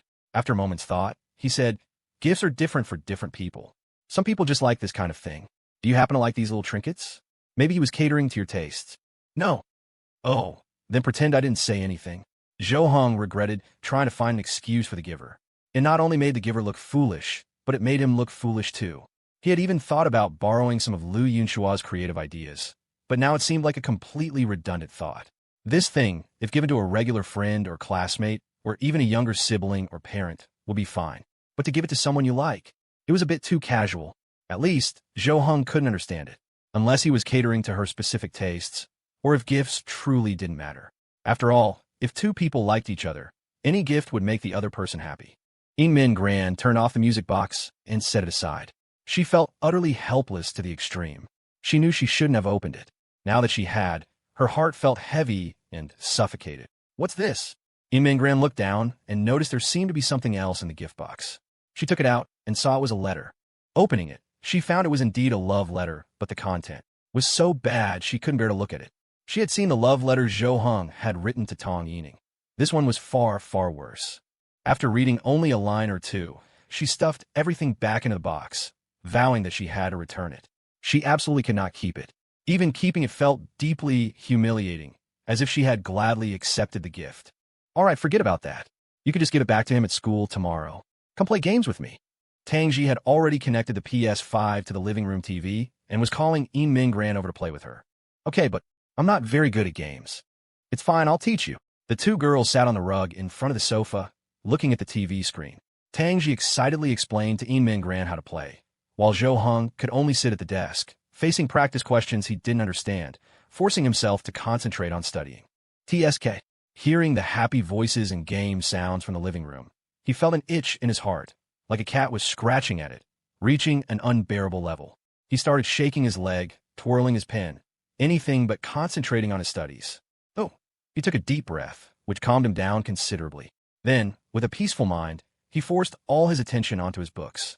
He believed that with his willpower, he could definitely do it. He then picked up his pen and started doing the problems seriously, constantly consoling himself. Studying is great too. Don't be greedy for fun now. After the exams, you can relax and play. About an hour later, Ming Gran came over to Zhou Heng and asked softly, "Do you want to take a break? Play some games." Okay. Zhou Heng didn't hesitate for a second. He tossed the pen from his hand, and, as if he had springs under his seat, he shot up and bolted for the living room. Ming Gran stifled a laugh. She knew Zhou Heng must have been getting impatient, which was why she had come over to get him. Ming Gran picked up Zhou Heng's workbook and glanced at the problems he had just finished. She nodded silently. It was obvious that Zhou Heng was improving very quickly. A few days ago, he definitely wouldn't have been able to solve some of these problems, but now his accuracy was much higher. Ming Gran returned to the living room and sat on the sofa, watching Zhou Heng and Tang Xi play. She saw that Zhou Heng seemed like a completely different person, visibly happy. It seemed only when he was playing games could she see him in this state. Then, she suddenly realized that she had never actually seen Zhou Heng smile. Even when she could tell he was in a happy state, she never saw his smile.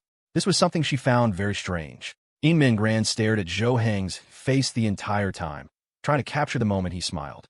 Nice! Just then, the corner of Zhou Heng's mouth lifted slightly. Although it was just a small curve, Ming Gran still saw it.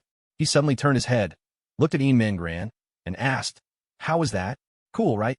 Ming Gran froze for a moment. Her throat moved, her thin lips parted slightly, and she responded in a small voice, yeah, cool."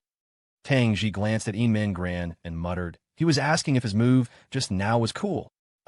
Realizing her mistake, Ming Gran's face flushed bright red in an instant. She lowered her head, feeling extremely awkward. Had she misunderstood?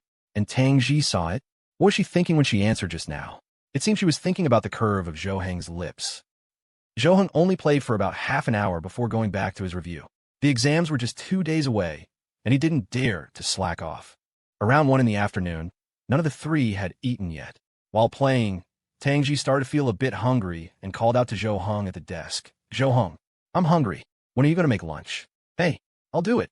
Let Zhou Heng focus on his studies. Ming Gran quickly got up, put down her controller, and prepared to go to the kitchen to cook.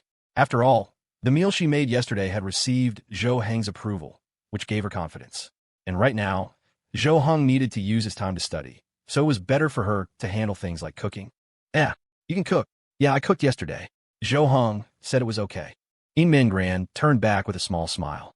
She felt a special sense of pride in making a meal that could satisfy Zhou Heng. Living in his house, she always wanted to do as much as she could, which at least gave her some peace of mind. But when Ming Gran walked into the kitchen and opened the refrigerator, she found there were almost no ingredients left. She walked out and said to Zhou Heng, "There's not much left in the fridge. I'll go out and buy some." Zhou Heng looked up at her, stood up, and said, "No, I'll go." Ming Gran remembered that Zhou Heng had dietary restrictions, but she didn't know the specifics of what he couldn't eat. So if she went to buy things, it would be bad if she bought the wrong stuff.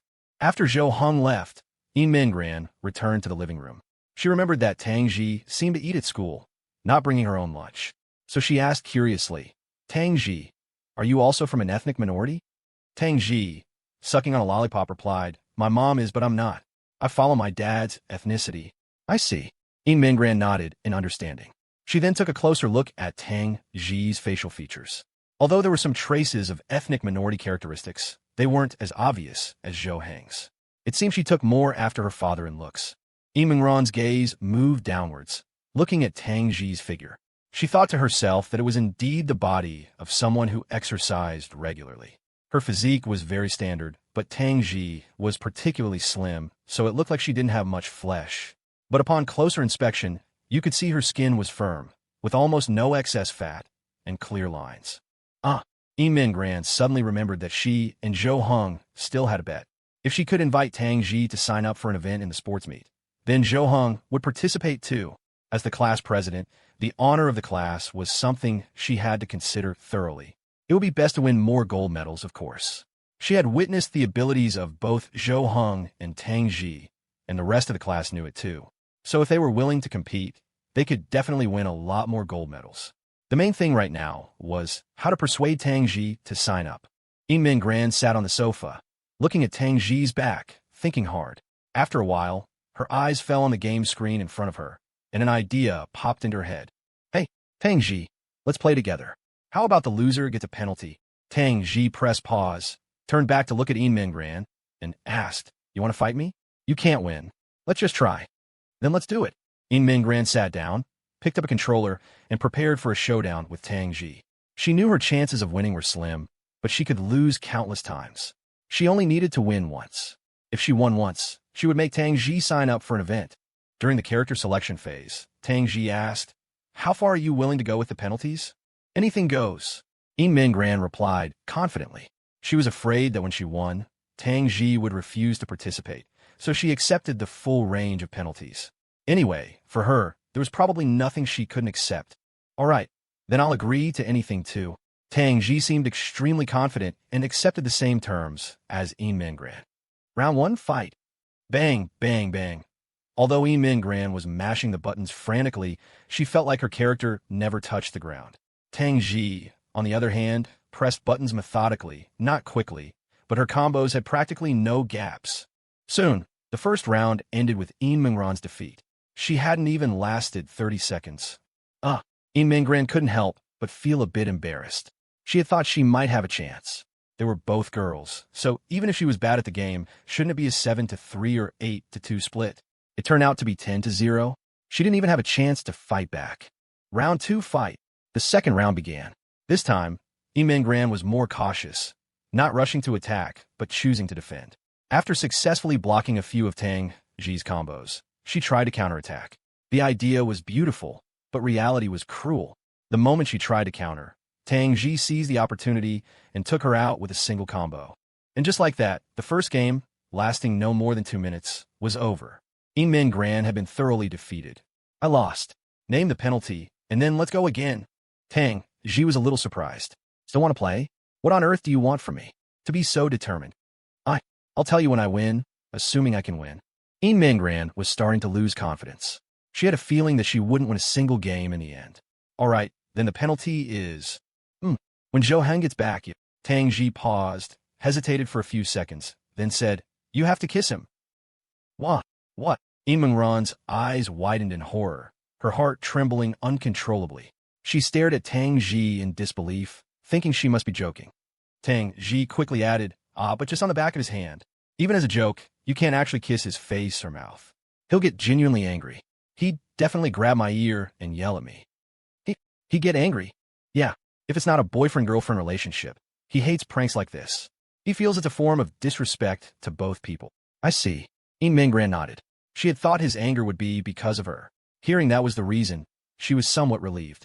She could also understand Zhou Heng's point of view. Without being a couple, such a prank was indeed inappropriate. However, despite this, a small bit of disappointment surfaced in her heart. Okay, I accept. Next game. Min Gran nodded, eager to start the next round. She felt it was all worth it. All is set up for her own request. The first round began. Tang Xi seemed to have let her guard down a bit. She felt it wasn't right to be so serious. It might crush Min Gran's enthusiasm for the game, and it would be bad if she got upset. After all, the main point of gaming was to have fun. But Min Gran remained extremely focused and was improving very quickly. Her ability to learn, whether it was academics or gaming skills, was no worse than Tang Xi's. So after the first 2 games against Tang Xi, she had gained a lot of experience. Coupled with Tang Xi letting her guard down, she managed to land a lot of hits early on. Click, clack, click. In a moment of panic, Min Gran mashed the buttons randomly.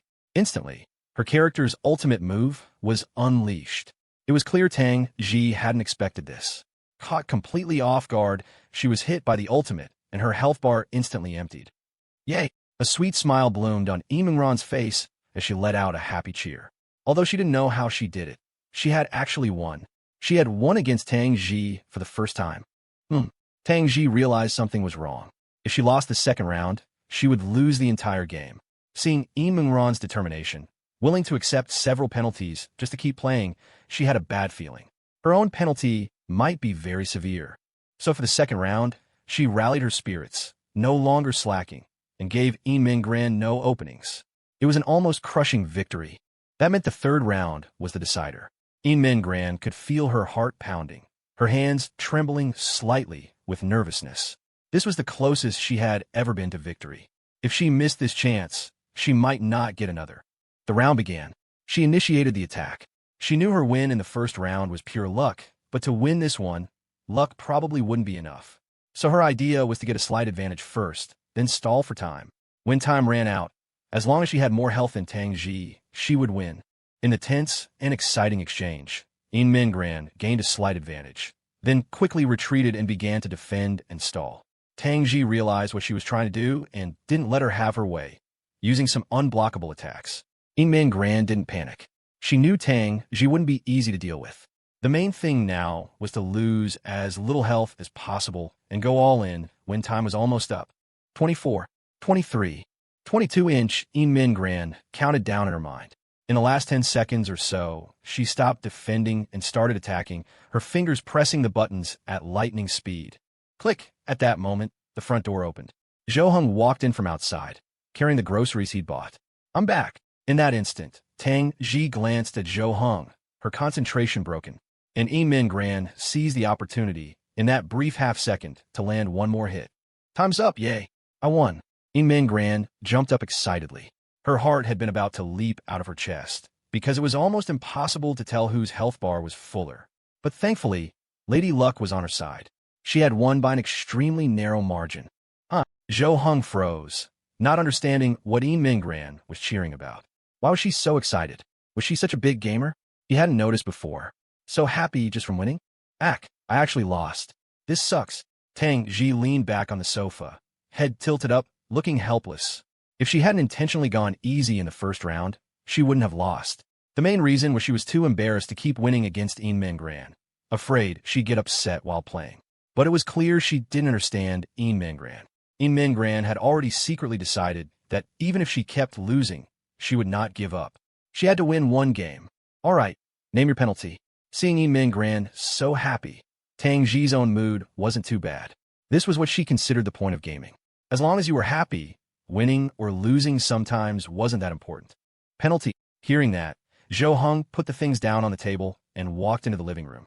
At this moment, Eamingron could finally reveal her long brewing plot. "Then, you have to sign up for events at the sports meet. Sign up for as many as you want." Tang Xi's jaw dropped in surprise, her face a picture of disbelief as she stared at Eamingron. She had been guessing what kind of penalty Eamingron would give her, but she never, ever expected it would be this. For her, this was a true punishment. Wait. Hold on. I don't get it. What are you guys doing? Subsequently, Eamingron explained to Zhou Heng about them playing games with penalties for losing. She had lost the first two games, but she won this one, and that was the penalty she proposed. When Zhou Heng heard that Tang Xi had actually lost, his face was filled with astonishment. He stared at Tang Xi and said loudly, "Tang Xi, you actually lost? You're a bot. Are you trying to screw me over?" What? What does this have to do with you?" Tang Xi looked at Zhou Heng, puzzled, her face showing a hint of displeasure.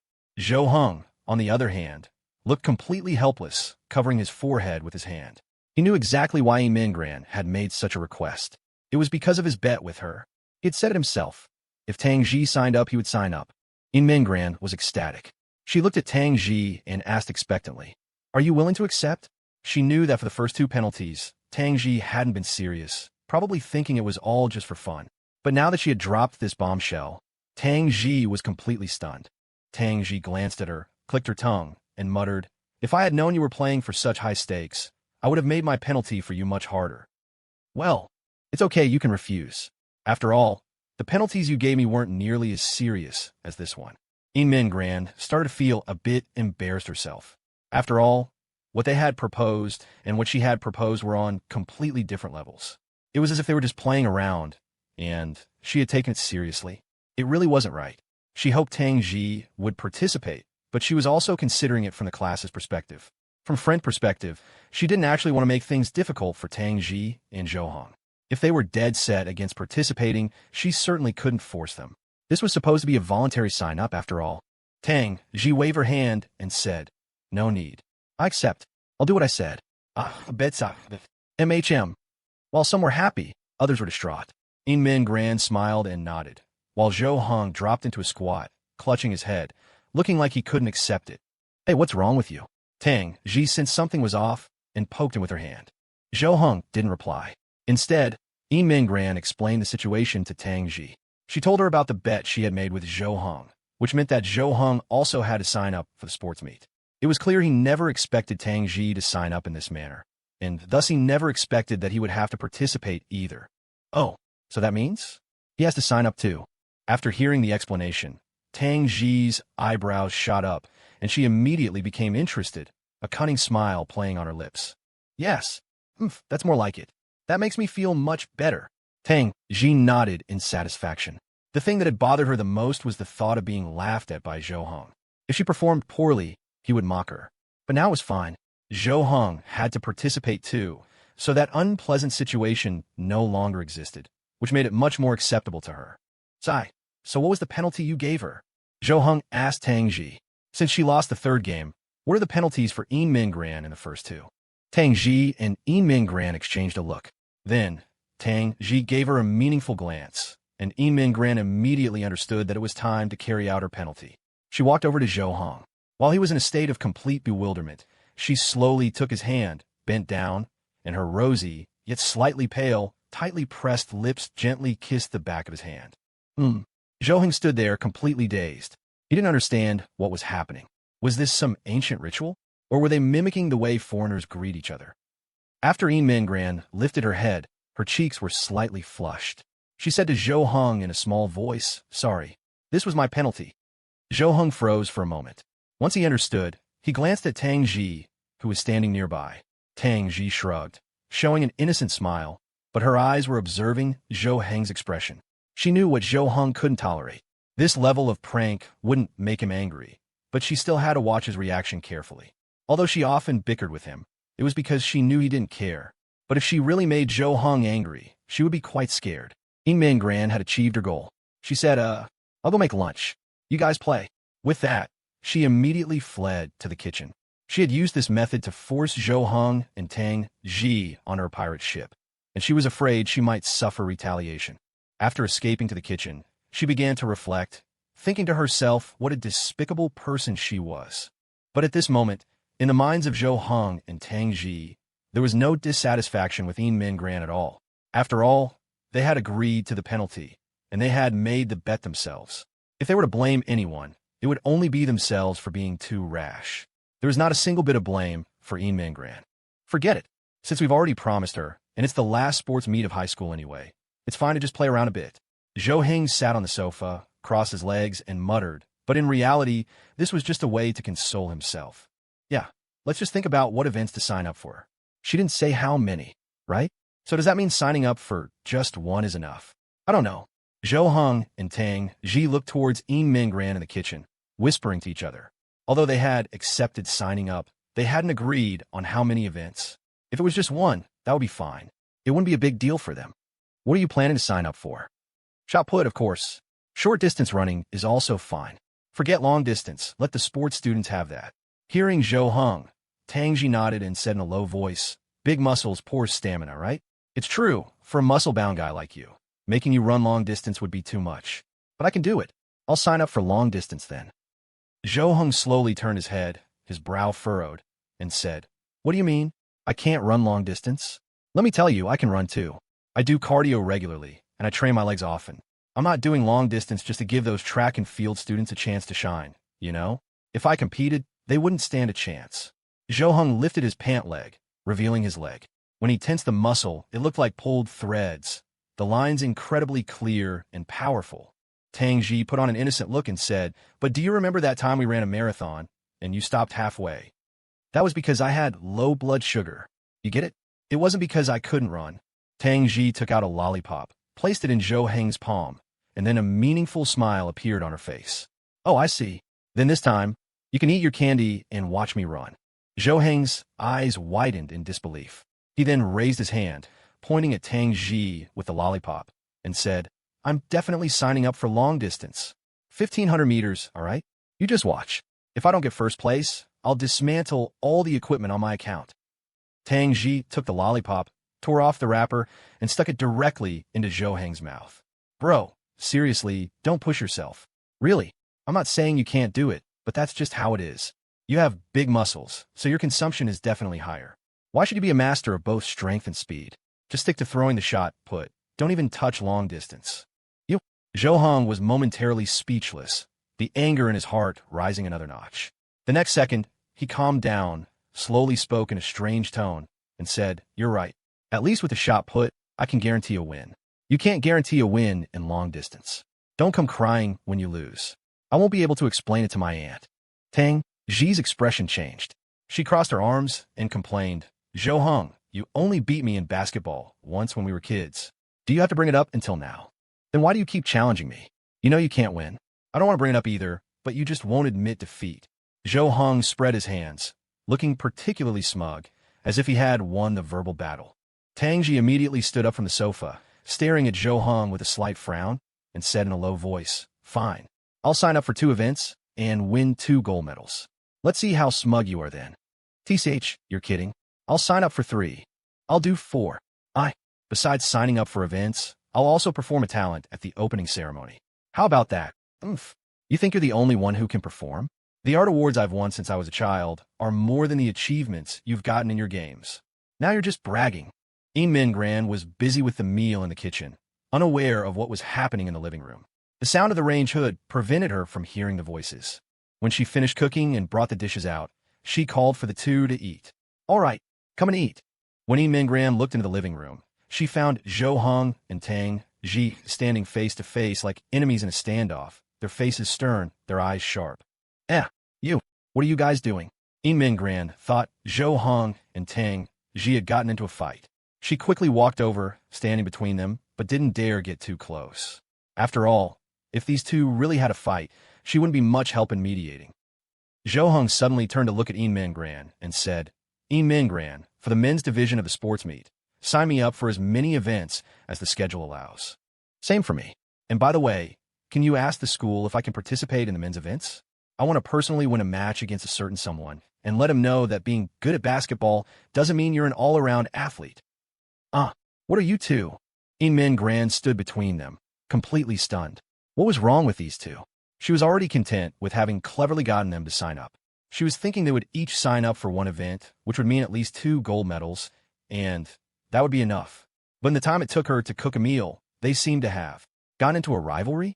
All right, the performance for the opening ceremony hasn't been decided, right? Sign me up for 1. I'll perform. Martial arts. Sign me up too. Dance. At this point, the two were no longer satisfied with competing in sports events. They had set their sights on the opening ceremony performance. Mingran was in a very difficult position. After all, these things were indeed her responsibility as the class president to decide. But a class could only perform 1 act. Well, you two, could you possibly combine it into 1 performance? No. Mingran's suggestion was met with a perfectly synchronized, unified response from Zhou Heng and Tang Xi. This gave Mingran a major headache. It was hard enough to summon these deities, but arranging them was even harder. How could she arrange things to satisfy these 2 terrestrial immortals? If they weren't satisfied, would their resentment be redirected towards her? I'll think about it. You two should calm down a bit too. Let's eat first. The sports meet is still a long time away. Mingran reached out, took each of them by the wrist, and led them to the dining table. For now, she could only use delaying tactics, temporarily putting off their problem. If she could drag it out for a day, she would. Maybe they would change their minds in a couple of days. Right now, Mingran was starting to regret getting them to sign up. Knowing this would happen, it would have been better not to drag them into this mess. After pulling them in, these two were now madly trying to drag each other down to the bottom.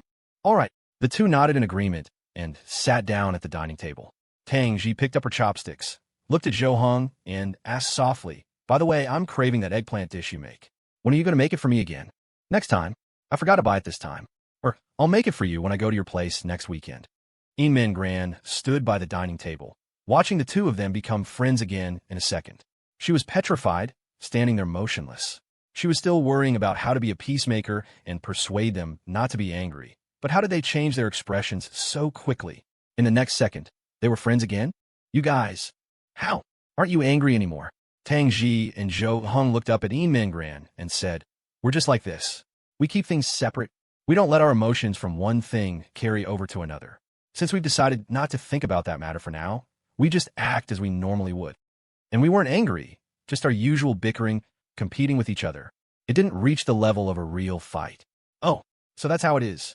Min Gran slowly sat down, still finding it a bit incredible. These two could actually keep things separate? 1 second they were bickering over one thing, and the next they could normally discuss something else? Was it like they saved the argument content? No wonder she had heard Zhou Hong say before that he and Tang Xi had almost never had a real fight. So this was the reason.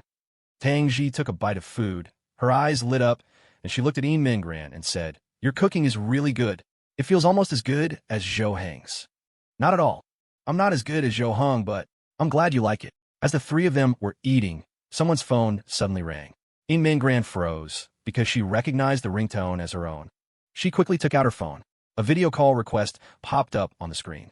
When she saw it, she frowned in extreme annoyance. Tang Xi pointed at the phone and asked, what's wrong? Who is it? Min Gran stammered. It's Tong Ening. I'll take it outside. Min Gran felt it was inappropriate to answer Tong Ining's call in front of Zhou Hong, and there was also the risk of her location being discovered. So, Min Gran instinctively started to get up to take the call outside. But before she could stand up, Zhou Hong waved his hand and said, it's fine, just answer it here. We won't make a sound. This. Min Gran, who had started to rise, sat back down. Since Zhou Hong had said so, she would just take the call here. Min Gran accepted the call, and Tong Ining's face appeared on the screen. Ran, what are you doing? I'm at home. What's up? Min Gran answered calmly, but her eyes darted unnaturally toward Zhou Hong and Tang Xi. Tong Ening seemed to be lying on her bed, looking very bored, holding up her phone. I'm so bored. Want to go out? Let's go to the mall. Probably not. I need to cram for my review these 2 days. The monthly exam is coming up.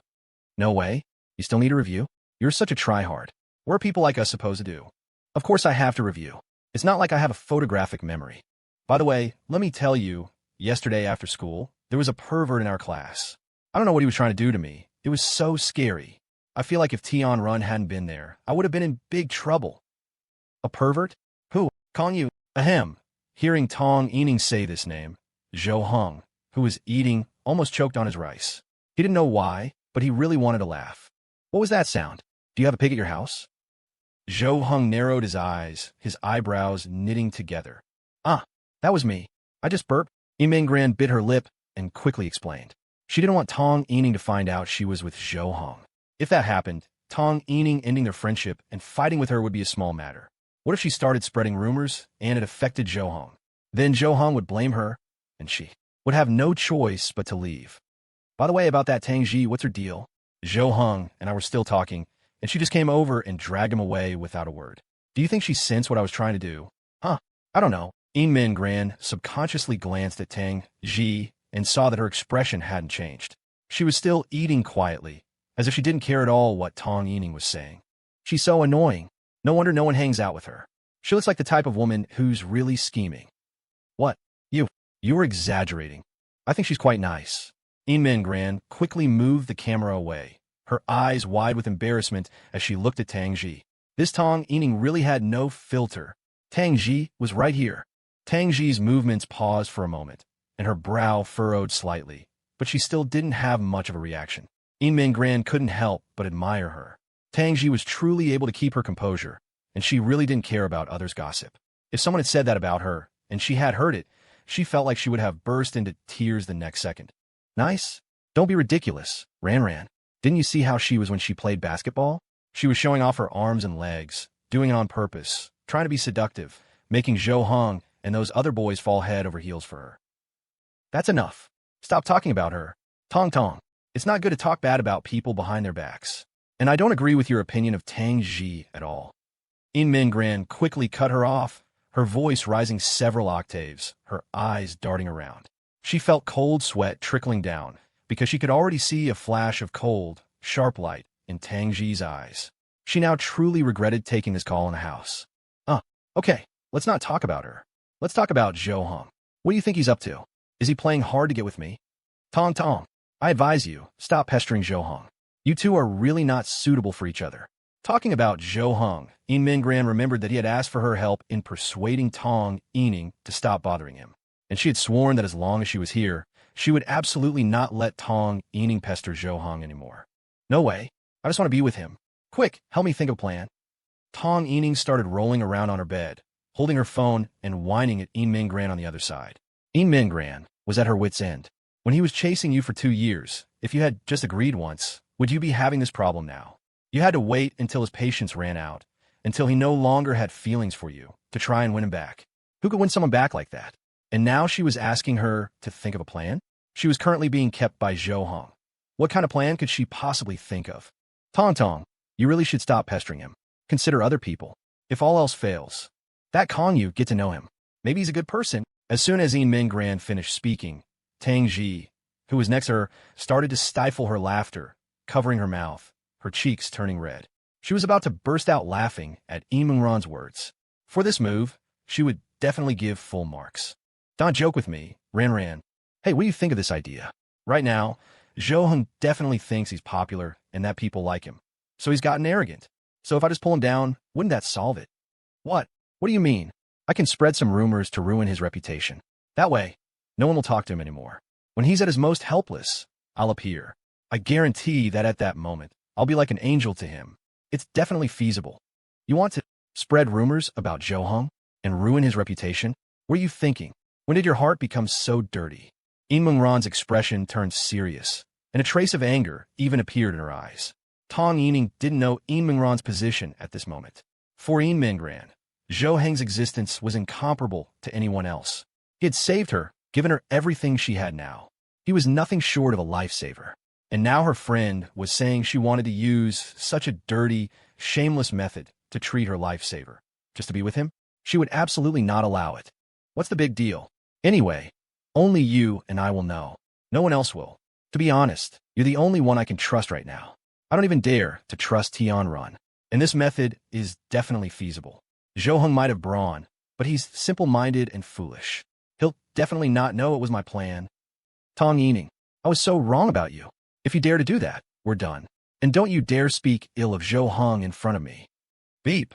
After her angry shout, Mingran hung up the call. She had reached her limit with Tong Ening. Tong Ening was decent as a friend, but as a person, how could she be so shameless? If she were to treat anyone else like this, Mingran would merely despise and try to dissuade her. But to treat Zhou Hong this way, Mingran absolutely could not tolerate it. She was even willing to end their friendship and never speak to her again. After hanging up, Mingran looked up awkwardly at Zhou Hong and Tang Xi. She had surely angered them now. All of Tong Ening's insults, curses, and complaints over the phone had been heard loud and clear by the subjects themselves. And she was her friend. They wouldn't take their anger out on her, would they? But when Mingran looked at the two of them, their emotions seemed extremely stable. They were both eating quietly, chewing, their expressions unchanged. It seemed like only she had roared in anger, panting from the rage. Just then, Zhou Hong put down his bowl, went to the kitchen, and came back with a glass of warm water. He pushed it in front of Mingran. Drink some water, cool down. It's not worth getting worked up over someone like that. Okay. Mingran picked up the glass with both hands and took a small sip. But the fire in her heart was instantly doused by half, because she had actually heard Zhou Hong comforting her in such a soft, gentle voice.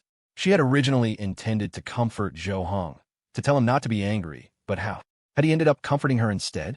Right, and there was Tang Xi. Tong Ening had just insulted Tang Xi quite badly. Mingran turned her gaze to Tang Xi, trying to explain, to tell her not to be angry. But Tang Xi looked up at Mingran, as if she had read her mind. Tang Xi gently patted Mingran's shoulder and said, "You just have poor judgment in friends. It has nothing to do with you. Don't feel burdened." Okay, I know. Mingran nodded blankly. She hadn't expected Zhou Hong and Tang Xi to be so emotionally stable. They weren't angry or furious at all. Zhou Hong spoke up, If you really feel she's not worth being friends with anymore, then just end it. She's really not a good person. Being friends with her brings you down. Mingran lowered her head and nodded gently. Yes, I know. This time, I've truly seen her for who she is. I won't be friends with her anymore. Although she was the most popular person in the class, she had very few friends she could actually hang out with. Most people were just friendly and kind to her, but when it came to actually spending time with her, they would hesitate. She was suitable as a good class president, but not necessarily as a good friend. In class, the only ones she hung out with were Tong Ening and Tian Run, and Tian Run preferred to be with Tong Ening. If she ended her friendship with Tong Ening, Tian Run would most likely side with her. Just then, Tang Xi looked at her and said coolly, "If you don't mind, you can hang out with me from now on." Really? Min Gran suddenly looked up, her face instantly filled with joy again, her eyes regaining their light. Tang Xi nodded and continued, "Yes, but my reputation is pretty bad, as you heard. Most of the girls in class probably think of me that way. That's their opinion. I don't care." Min Gran didn't care at all about Tang Xi's reputation because she knew what kind of person Tang Xi was. Those people just didn't know her, that's why they thought that way. "All right, if you don't mind your reputation getting worse by being with me, then I can be your friend," Tang Xi said softly. Zhou Heng looked at Tang Xi's face. Although she said this without much emotion, Zhou Heng could clearly feel that Tang Xi was happy. And Min Gran was probably even happier. Although there shouldn't be any hierarchy among friends, Min Gran felt as if she had just traded a BB gun for a cannon. Meanwhile, at Tong Inning's house, she lay on her bedroom bed, staring at the hung-up call on her phone, somewhat puzzled, her face filled with confusion and bewilderment. Mingran's loud shout, that angry emotion, still echoed in her mind. But the more she thought about it, the less she could understand. Strange. Was she angry? What was she angry about? Did I say something wrong? Tong Ening couldn't understand why Mingran had suddenly gotten angry. The things she had talked about with her hadn't offended her, had they? She was just talking about Tang Xi and Zhou Heng. What did it have to do with her? Why would she get angry? Sigh, what a shame. She was clearly the best person to carry out this plan. My plan was designed for her. Tong Ening put down her phone, her arm draped over her forehead. Her original idea was to have Mingran help her, to be the one to spread the rumors. Because Mingran was very popular in class, and people trusted what she said, if she could help her spread rumors about Zhou Heng in class, probably no one would disbelieve it. Even the most outrageous rumor, coming from Mingran's mouth, would become truth. At that point, she would have successfully isolated Zhou Heng. She firmly believed that the reason Zhou Heng was ignoring her now was just because he had been praised by all those people, gotten arrogant, and thought he was good enough to attract better people. She just needed to make him face reality, and she could immediately close the distance between them. When he was at his most helpless and at a loss, and she appeared by his side again, Zhou Heng would realize how good and considerate she was. Although Mingran wasn't helping her now, she had no intention of giving up this plan. Who else? Who can help me with this? Tong Ening began to think. She definitely couldn't spread the rumor herself. After all, everyone in class knew about her relationship with Zhou Heng. If she were the one to say it, her intention to retaliate against Zhou Heng would be too obvious, and no one would believe it. She had to find someone who wasn't close to Zhou Heng, but had some influence. Tian Run? She won't do. Not enough influence. Tong Ening thought of many people, finally turning her attention to the class officers. Even if these people didn't have the same influence as Mingran, their social connections weren't bad. After a moment, she thought of one person who was quite popular among the boys. Lu Yinshuo, do you need me to walk you out? No need, it's not dark yet. No need. I'm leaving now. Tang Xi stood at the door, saying goodbye to Zhou Heng and Mingran. She had been here all day, and it was now past 4 in the afternoon. It was time for her to go back. Bye-bye. See you at school tomorrow. Mingran smiled and waved goodbye to her. The thought of being able to hang out with Tang Xi tomorrow, of having her as a new friend, made Mingran very happy and expectant. After Tang Xi left, Zhou Heng returned to his study desk, preparing to continue his studies. He had played a lot today and studied a lot, achieving a successful balance of work and rest. But Zhou Heng suddenly looked at his fitness equipment. He felt like something was missing in his heart, like a piece was empty. He had enough time today, he had studied, he had played, but he had gone almost a week without working out. Muscles are the kind of thing that you lose if you don't use them. He even felt like he was starting to lose muscle. Ahem, I'll just work out for a bit.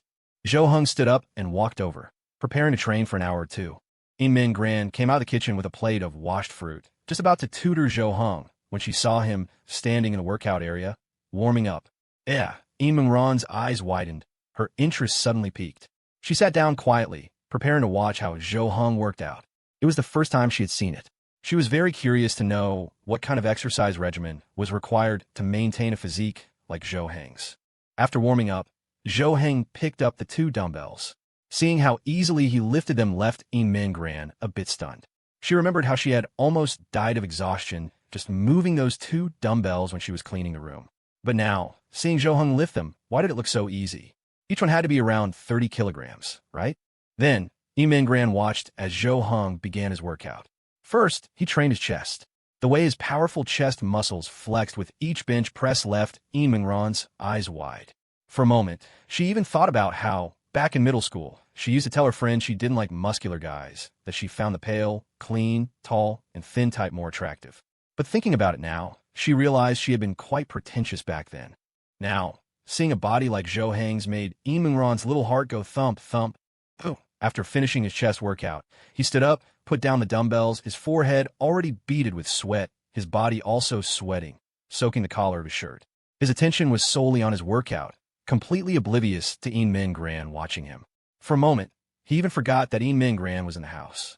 And so, the next second, Zhou Heng took off his shirt. Ran's eyes flew wide, her pupils trembling slightly. She immediately covered her mouth with her hand, her face filled with surprise. She looked at Zhou Heng's strong physique, those clear muscle lines. His body fat percentage was also maintained perfectly, with very little fat, but not thin, looking particularly aesthetic. At least in Ran's eyes, it was very beautiful, because at this moment she was staring at Zhou Heng's body without blinking. After his chest, Zhou Heng started on his back. Each bent-over dumbbell row stimulated the muscles of his back, each one seeming to make the lines sharper.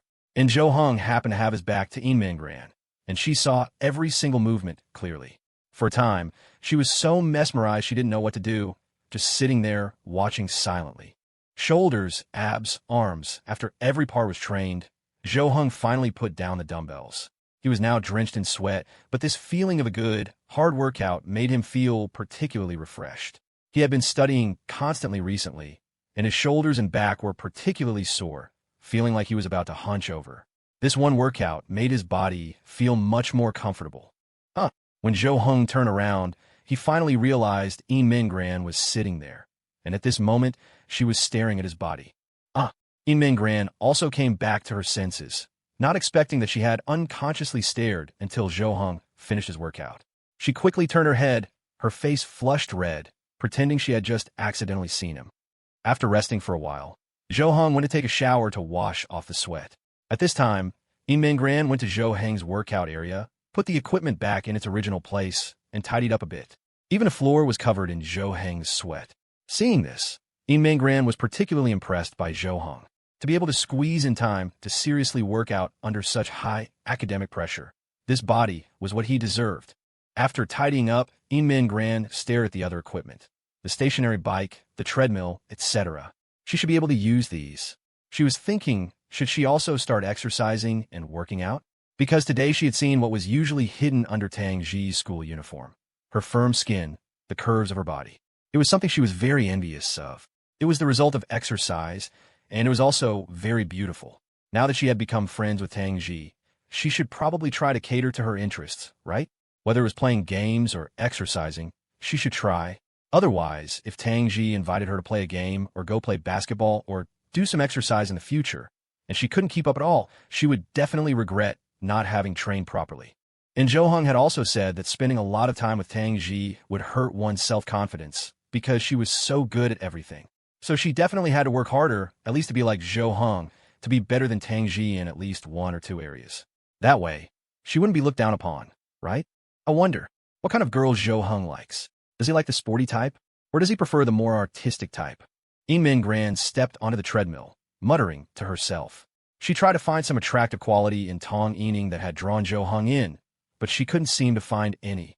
For him to pursue her for 2 years like that, it was probably because Tong Inning appeared early. At that age of first love, he met Tong Inning and fell for her. There was nothing to be done about it. To be able to pursue her for 2 years also proved that Zhou Heng was very devoted. Otherwise, with Tong Inning's attitude, Most people would have given up long ago. Why would he persist for so long? Just then, Zhou Heng came out of the shower. Seeing Yin Min Gran standing on the treadmill, lost in thought, he asked, "What's wrong? You want to work out too?" I was just thinking of trying." Yin Min Gran stepped off the treadmill. She was too embarrassed to exercise in front of Zhou Heng. Having seen his intensity, if he were to see her workout intensity, the difference would be obvious. Hers would look like child's play. It was like a newbie at the gym, afraid to work out in front of the veterans for fear of being laughed at. "Okay, give it a try, but you'll definitely need to use less weight. Too much could injure you." Zhou Heng walked over and started disassembling the dumbbells, removing his thick weight plates one by one until only a small one was left, probably only about 5 pounds. "This should be about right now. You try." "No, I don't know how," Yin Min Gran said, a bit embarrassed. The weight was fine for her, but the main reason was that she didn't know how to exercise at all. Although she had seen Zhou Heng's movements, and they looked simple, she knew it would be different if she did them. Her form would definitely not be standard. Even though she wasn't a fitness enthusiast, she knew a little. If your form was bad, the consequences could be quite serious. "I'll teach you. First, pick it up." "Oh, okay." Yin Min Gran picked up the dumbbell. This time the weight was indeed very light, and she had no problem holding it. Next, Zhou Heng walked over and stood behind Yin Min Gran. He reached out his hands and gently held hers. Yin Min Gran couldn't help but let out a soft hum, her body clearly trembling slightly. She could feel Zhou Heng's solid body pressing against her back, so close she could even feel his heartbeat. And when her hands were held by his, she felt a special sense of security. Slowly, feel where the force is coming from. Breathe evenly. Then, Zhou Heng guided Yin Min Gran's body, making her perform the movement slowly. At this moment, Yin Min Gran's mind wasn't on feeling her muscles engage at all. She was having a hard enough time just standing still. Zhou Heng was pressed against her body. He had just showered, and a faint, fresh scent emanated from him. This was the closest Zhou Heng had ever been to her. In such a situation, how could she possibly concentrate? Once you get used to the movement, it'll be fine. If your form is off, you must correct it promptly. After instructing Yin Min Gran, Zhou Heng took a step back and let her try on her own. After Yin Min Gran did a set by herself, Zhou Heng helped her adjust her form again. Clang. After doing 2 sets, Yin Min Gran put the dumbbell down. Her arms felt sore, and she really couldn't lift it anymore. I can't lift it." Yin Min Gran looked at Zhou Heng, a little embarrassed. All in all, she had probably only worked out for about 10 minutes. Compared to Zhou Heng, her intensity was pitifully low. But she couldn't help it. She was a girl, and a physically weaker one at that. She couldn't compare to a girl like Tang Xi at all. She felt like her muscles would be sore tomorrow, and she wouldn't be able to lift her arms. She had expected Zhou Heng to show disappointment or laugh at her for being so weak, but Zhou Heng did no such thing. Instead, he encouraged and comforted her. "It's okay, just take it slow. Fitness isn't something you achieve in a day or two. Just follow your own workout volume and arrange it reasonably. You don't need to compare yourself to me. Just compare yourself to your past self." He knew very well how he had gotten to where he was.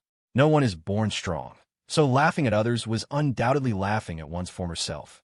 Just having the spirit to work out was already worthy of praise. At this moment, Zhou Heng's heart was filled with silent admiration for Yin Min Gran, without any thought of looking down on her. Hearing Zhou Heng's words, Yin Min Gran felt as if she had received the greatest encouragement. The feelings of inferiority she had felt instantly vanished. The corners of her mouth lifted slightly, and she said, "Don't worry, I won't give up." Zhou Heng nodded in satisfaction and said, "I'll teach you how to train your legs. Girls tend to like training legs more, at least more than guys do." Yin Min Gran glanced at Zhou Heng's legs. He was wearing pajamas, so she could see his calves. Although they weren't outrageously muscular, the lines were also very clear. She couldn't see his thighs, but they were surely very strong too. She thought about her own legs becoming like that, and it seemed not quite right. Train legs? Will they turn into those muscular legs after training? Yin Min Gran said tactfully. She was working out to improve her physical fitness, and becoming like Tang Xi would be the best outcome. But she didn't like it if she overdid it. Zhou Heng shook his head and said, "Don't worry, building muscle isn't as easy as you think. You don't need to worry about that. We're still students. Our time for fitness is limited. Getting those kinds of muscular legs is much harder than you imagine." "Oh, is that so? And girls mainly train legs to work on their glutes to make their figure look better." Okay, I understand. Then please teach me." Under Zhou Heng's guidance, Yin Min Gran underwent her first proper fitness training session in her life. The process was quite painful for her, but the sense of satisfaction and fulfillment afterward made her feel quite addicted. Even though sweat had soaked her clothes, her hair was stuck to her forehead, and her face was flushed, she had a feeling that she might fall in love with fitness. Don't shower right away. Rest for a bit, Zhou Heng reminded her again. She had just finished exercising. Although she was covered in sweat, it wasn't advisable to shower immediately. She knew her current appearance was a huge contrast to her usual self, but she quite liked this feeling. She felt like she didn't have to think so much, just follow Zhou Heng's instructions and have an invigorating workout. That evening, after showering, In Mingran sat next to Zhou Heng, teaching him his studies. He taught her fitness, and she could teach him his studies. She felt that this mutually helpful relationship between them was particularly comfortable. She didn't feel useless, especially when Zhou Heng's studies improved bit by bit, which gave her a great sense of confidence. It wasn't until late at night that the two returned to the bedroom to sleep. In Mingran thought about what happened last night, her heart a little complicated, but she still wanted to know if Zhou Heng remembered what happened. She looked at Zhou Heng and said in a small voice, "You seemed really tired last night. You slept so soundly." Hearing In Mingran bring up last night, Zhou Heng immediately recalled it. When he had woken up at the start last night, he seemed to be hugging In Mingran. He didn't know how long he had been holding her, nor did he know if In Mingran was awake at that time. After waking up, he hadn't opened his eyes, but had immediately rolled over. Now that In Mingran brought it up again, Zhou Heng immediately looked away awkwardly and replied, "Yeah, I was too tired yesterday. I fell asleep as soon as I lay down." He felt that it might not be appropriate for him and In Mingran to share the same bed anymore. He would roll over when he slept deeply. What if he rolled over and ended up on top of In Mingran? Would he get kicked out of bed? After thinking about it, Zhou Heng pointed towards the door and said, "How about I go sleep on the sofa?" In Mingran froze for a moment, her mouth slightly agape, looking somewhat surprised. She didn't know why Zhou Heng suddenly suggested sleeping on the sofa when they had been sleeping like this for almost a week. Don't. The sofa isn't comfortable. This was the same issue they had argued about on the first day. They hadn't been able to decide who would sleep on the sofa then, and now she was even less willing to let Zhou Heng go sleep there. "Well, all right, I was just afraid you'd find it crowded." Zhou Heng lay down on the bed and scooted over to the edge, moving the blanket divider over a bit as well. This would give In Mingran more space. But In Mingran felt this was a bit absurd. There was a big difference in their body sizes. It was perfectly fine for her to have a smaller space. If Zhou Heng's space was small, it would be too cramped for him. He wouldn't even have room to turn over, and he might even hit his head on the wall while sleeping. So In Mingran moved the blanket back, making her own space a little smaller and Zhou Heng's a bit wider. Zhou Heng's heart was complicated. He felt that he had done something wrong and should apologize. His thought of trying to get away with it by feigning ignorance was wrong. He shouldn't try to escape it. That wasn't his character. In Mingran, you went to bed quite late last night, right?" Zhou Heng slowly began, causing In Mingran to purse her lips. After a few seconds of silence, she nodded and hummed in agreement. "I was too tired last night, and I don't sleep still. I think when I turned over, I must have moved to your side and put my arm on you. I'm sorry." In Mingran had her back to Zhou Heng. When she heard his words, her eyes widened abruptly. She hadn't expected him to actually remember. She had thought he was unconscious at the time. It's okay. No one can control themselves when they're asleep. It's fine. I don't mind these small things at all." In Mingran quickly replied, her voice soft, the corners of her eyes lifting slightly. She really liked this part of Zhou Heng's personality. He was so direct. She wished she could be like him. She wished she could be like him. If it were her, she would have insisted she was unconscious, asleep, and had no idea what happened, because she would find it too embarrassing to admit. It was a weak point in her personality, and she hated it. She hoped she could change this in the future. If she could always be with Zhou Heng, influenced by him, she could surely achieve it. Hearing In Mingran's reply, Zhou Heng's mood relaxed considerably. It was indeed more in line with his character to just say it directly. After saying it, he felt much better. "Okay, next time if it happens again, just shake me awake, or just push my arm off." "It's okay. I told you I don't mind." In Mingran's last words were very quiet, so quiet that Zhou Heng could barely hear them. Lights out. They had school the next day. After the lights were turned off, the two didn't say anything more and fell asleep. The next morning, Zhou Heng woke up first as usual. He quietly left the bedroom to prepare breakfast. 5 minutes later, In Mingran woke up. She opened her drowsy eyes, rubbed them, and prepared to stretch before getting up. "NGH. Ahis. Before she could even extend her arms, the soreness in her body served as a forceful wake-up call. She sucked in a sharp breath of air, frowning, not daring to straighten her arms. She didn't dare to put force on her legs either. Although she had anticipated that she would be sore the next day after working out like that last night, she hadn't expected her condition to be this severe. It seemed like even getting out of bed was a problem. It looked like she really hadn't exercised in a long time. Her workout intensity yesterday was far from Zhou Heng's, not even in the same league, yet she was still this sore the next day. This was enough to prove her poor physical condition. She forced herself to sit up, got out of bed, and then, enduring the pain, folded the quilt and left the room. Zhou Heng, who was making breakfast, saw Mingran come out of the room. He was about to say good morning, but seeing her pained and difficult steps, he immediately realized what was going on. He remembered when he first started working out. He had also gone through such a phase. At that time, just getting dressed and going to the bathroom was difficult, let alone going up and down stairs. Are you okay? MHM. A little bit. Mingran showed a somewhat bitter expression, forcing a pained smile. She could only walk slowly while holding onto the wall. Any faster, and the moment her muscles tensed, it would hurt. It's always like this at the beginning. Your muscles are adapting to your exercise intensity. If you stick with it, it won't be like this anymore. Zhou Heng was a little worried that Mingran would give up on fitness. Although whether she worked out or not had nothing to do with him, he still hoped that she could share a common hobby with him. MHM, I will. Mingran had no thoughts of giving up.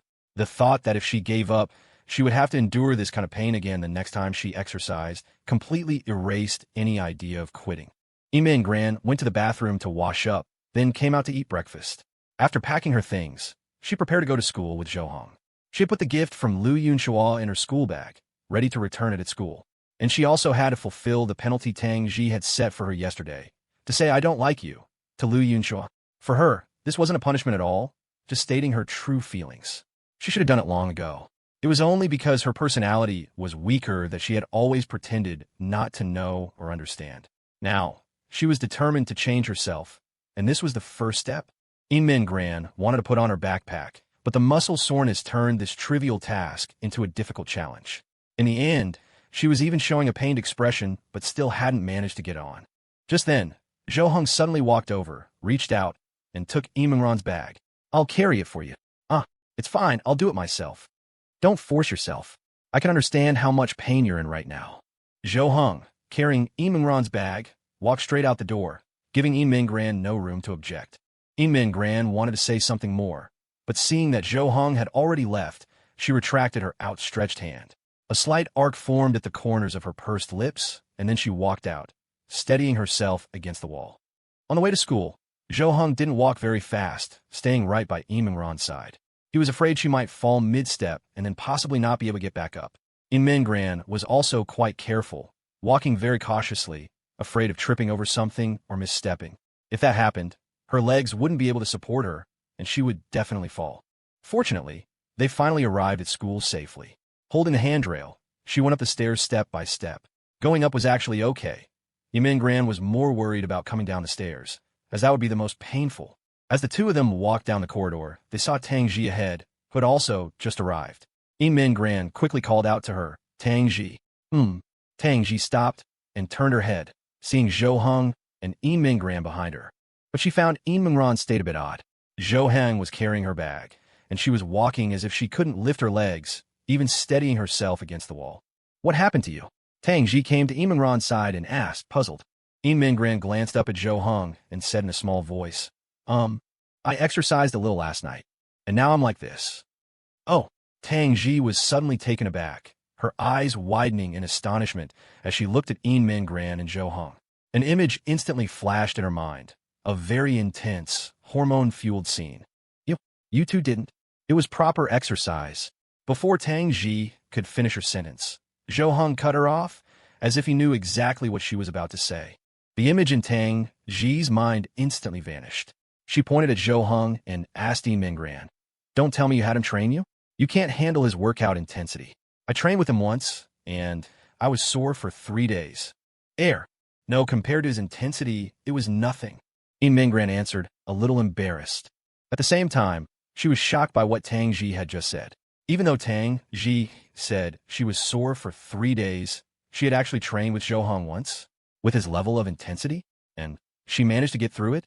If she herself were to exercise at that intensity, first, she would absolutely not be able to last. Second, even if she did manage to get through it, she'd probably end up in the hospital. It wouldn't be as simple as a muscle strain the next day. It seemed that not only was there a huge gap between her and Zhou Hong, but also between her and Tang Xi. Tang Xi shook her head helplessly and said, "If you want to work out, I can train you. It'll definitely be more effective than him training you. He doesn't understand how girls should exercise at all. Hey, it's one thing to praise yourself, but why do you have to put me down in the process?" Zhou Hong shot her a look, then quickened his pace and entered the classroom first. After he entered the classroom, several pairs of eyes fixed on him. Zhou Hong paid them no mind, placed Yi Mingran's bag at her seat, and then returned to his own. Among the eyes staring at Zhou Hong, the most unfriendly were Lu Yunshua's. When he saw Zhou Hong walk in with Yi Mingran's bag, his eyes widened and his heart clenched. Then he saw Yi Mingran and Tang Xi walk in one after another, chatting about something. Lu Yunshua patted the shoulder of the person in front of him, Liang Jiaxiang, who turned his head and asked, "What's up? Hey, did you see that?" Zhou Hong came in carrying Yi Mingran's bag. "I saw. So what?" Lu Yunshua spread his hands and roared in a hushed voice. "What do you mean, so what? What's going on? Why? How should I know? Maybe he saw her on the way and was just being nice by helping her carry it." Smack! Lu Yunshua slapped Liang Jiaxiang's shoulder and asked, somewhat angrily, "Being nice? Would you be that nice? If you saw a female classmate on the way, would you just randomly help her carry her bag for no reason?" No. Exactly. So what does this mean? It means that kid Zhou Hong is trying to steal Yi Mingran from me. Well, Zhou Hong sure has a strong opponent. He'd better work hard. Liang Jiaxiang snorted, his words carrying a hidden meaning. He had reminded Lu Yunshua many times yesterday that the gift would surely put an end to his pursuit, but Lu Yunshua refused to believe it. He insisted that Yi Mingran was different, that she wasn't the materialistic type, and that she would definitely be happy to receive a gift regardless of what it was. In the end, Liang Jiaxiang didn't say anything more. Unless Yi Mingran was truly different, the facts wouldn't change. Lu Yunshua gritted his teeth, looked at Liang Jiaxiang, and asked strategist, "What should I do?" Zhou Heng's strength is not to be underestimated, as I'm sure you've seen. I feel a strong sense of crisis. Don't call me strategist. You don't listen to me anyway. When you lose, you'll just blame me. Liang Jiaxiang turned his head away and ignored Lu Yunshua. This guy was fine in other aspects, but he was just too stubborn, always thinking he was right. This was also because he had had it easy his whole life, never experiencing any setbacks, feeling that whatever he did would go smoothly. A moment later, Tong Ening walked into the classroom. The first thing she did was look at Yi Mingran, who was sitting there. She had thought about it yesterday and felt she should apologize to Yi Mingran. She felt that Yi Mingran, as the class president, would surely prioritize class unity. Forcing her to do such a thing was like pressuring a police officer to commit a crime in the name of friendship. It was indeed going too far. She cherished her friendship with Yi Mingran. After more than a year, she had long considered Yi Mingran her one and only best friend. Tong Ening went straight to Yi Mingran. First, she wanted to start with a light-hearted greeting to ease the tension between them. So, Tong Ening came to Yi Mingran's side and patted her on the arm. "Hey, Ran, good morning." "Yes." Yi Mingran's eyes flew wide open. She sucked in a sharp breath of cold air, gritted her teeth, and her expression suddenly darkened. She turned her head and glared furiously at Tong Ening. Tong Ening was instantly dumbfounded. She had thought it was just a small conflict between them, but judging by her reaction, she seemed much angrier than Tong Ening had imagined. She had only patted her, so why did she seem so provoked? That expression, did she want to eat her alive? Ran, are you still mad at me?" Tong Ening couldn't help but take a step back. Seeing Yi Mingran's expression, she was genuinely a little scared. Having known Yi Mingran for so long, this was the first time she had seen such an expression on her face. It made Tong Ening wonder if she had hit a nerve just now. Yi Mingran lowered her head and remained silent for a long time before slowly speaking. Tong Ening, from now on, we're just classmates." Tong Ening was completely stunned, her mouth hanging open, unable to close. She hadn't expected it to be this serious. She had only said a few bad things about Tang Xi and a few things about harming Zhou Hong. And Yi Mingran wanted to cut ties with her? It couldn't be that bad, right? She had only said it. She hadn't actually done anything. Wasn't she even going to give her a chance to repent? "No, Ran, I know I said the wrong thing yesterday. I swear I won't say it again, and I won't do anything. Please don't be like this, okay? Weren't we really good friends? Tong Ining's tone softened. She really didn't want to lose Mingran as a friend. They had been so close, telling each other everything. But why? Ever since Mingran returned after being absent for over 10 days, did she seem like a completely different person? Their relationship had soured, growing more and more distant. And now, she even wanted to break off their friendship. She had never even considered this. Hearing Tong Ining's words, Mingran could feel her conciliatory attitude. For a moment, Mingran's heart softened, but she still couldn't tolerate what Tong Ening had said yesterday. So she chose not to reply, lowered her head, and remained silent. Seeing that she wasn't answering, Tong Ening grew anxious. She quickly reached out to grab Mingran's shoulder and said urgently, "It's true. Ran, believe me, this." Being grabbed, Mingran once again sucked in a cold breath. The look she gave Tong Ening was especially terrifying. Startled, Tong Ening immediately retracted her hand. Hey, just then, Lu Yunxua, who had been observing from the sidelines, made his move. He saw that Tong Ening seemed to be in a conflict with Mingran, making her react strongly. He knew this was the perfect opportunity for him to make an entrance. So he first shouted to stop Tong Ening's actions, then immediately stood up and walked over. Tong Ening, what are you doing? Just talk if you want to talk. Why are you getting physical? Can't you see that Mingran is very uncomfortable? Lu Yunxua stood in front of Mingran, looking like a hero saving a damsel in distress. He felt that he must look exceptionally handsome right now, and in Mingran's heart, his image must be soaring to great heights. The reason his voice was so loud was that he wanted the entire class to look over, to witness this moment of him protecting her. Then, rumors about him and Mingran would surely spread throughout the class.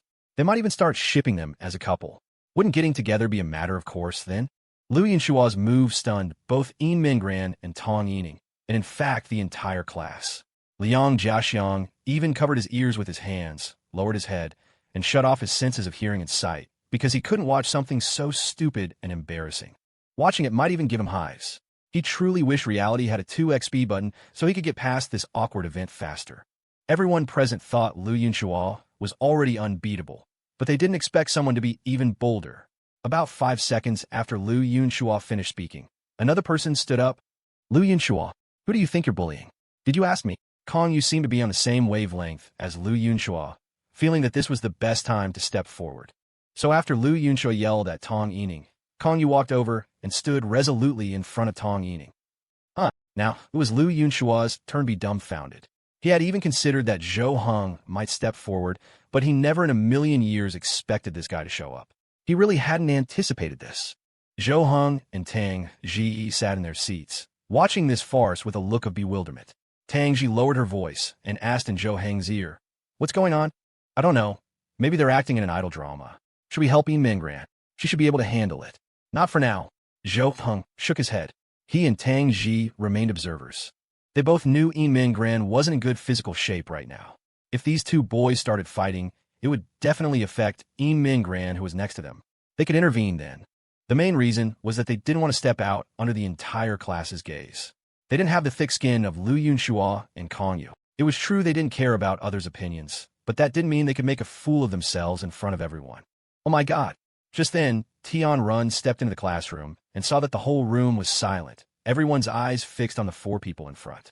Her intuition told her that something major had just happened. She quickly put down her bag, walked over, and looked at Tong Ening, asking, Tong, what's going on? What are you guys doing?" "I don't know." Tong Ening took a step back, putting some distance between herself and Kong Yu. She really didn't understand what Kong Yu was doing. For a moment there, she had even thought how great it would be if Zhou Heng stood up to protect her at that moment, but why was it this guy? Was he here to protect her or to embarrass her? "Kong Yu, what are you trying to do? What does this have to do with you?" Lu Yunxua frowned, crossed his arms, and took a step forward. He was already a bit taller than Kong Yu, and now he looked down on him condescendingly, as if he didn't take him seriously at all. But Kong Yu was not to be outdone. He took a step forward, puffed out his chest, and said, "Then what does it have to do with you? Mingran and Tong Ening are talking. What business is it of yours? How does it not have to do with me? How could anything involving Mingran have nothing to do with me?" Lu Yunxua glanced back at Mingran and saw that she seemed to be rummaging through her bag for something. Lu Yunxua was getting anxious, thinking, "Girl, what are you looking for at a time like this? Look at me. Listen to what I'm saying.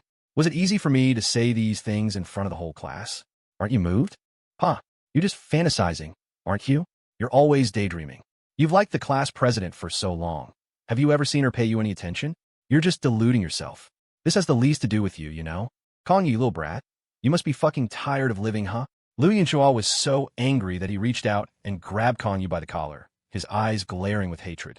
His face was pale with anger, and his breathing grew heavy. It was the first time he had ever been insulted like this, and by someone he looked down on. How could he tolerate it? Bring it on. You want to fight? Just you try. Kong Yu also put on a brave front, but in reality, his hands were already trembling slightly.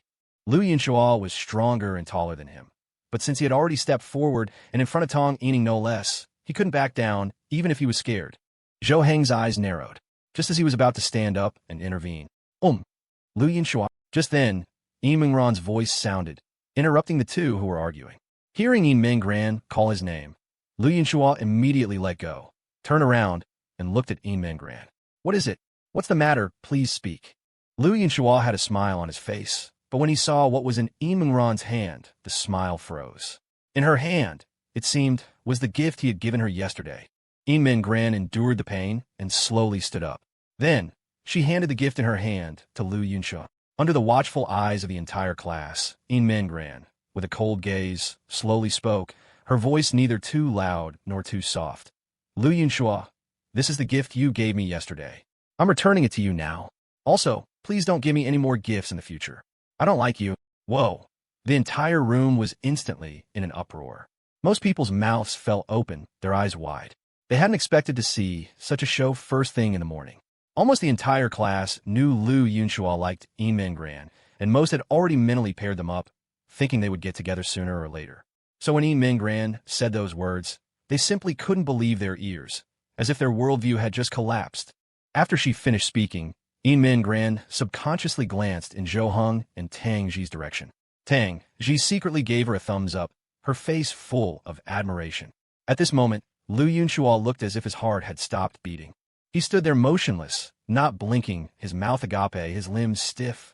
His face instantly turned deathly pale, and the expression on his face seemed to tell everyone, I'm dead. Pfft. Ha ha ha ha. Mwahaha.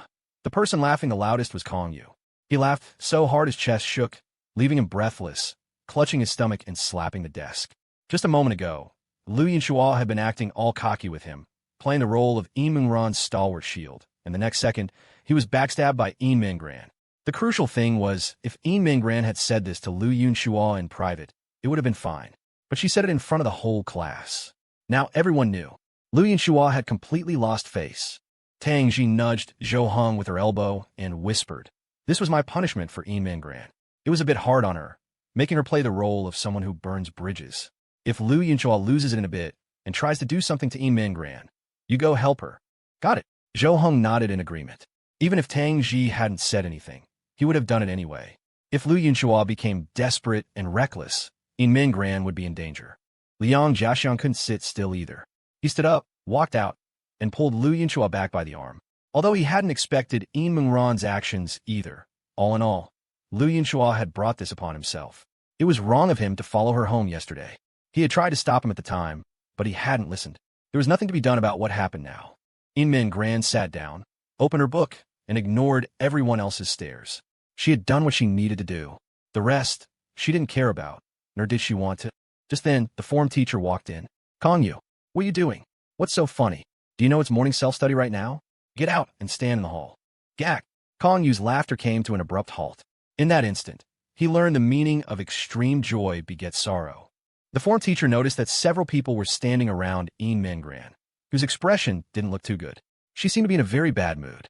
The teacher frowned and said to the whole class from the podium, I'm telling you, no one is to bully Yi Mingran. If you see she's in a bad mood, don't bother her. If anyone dares to bully her, I will deal with them harshly. Do you hear me? We hear you.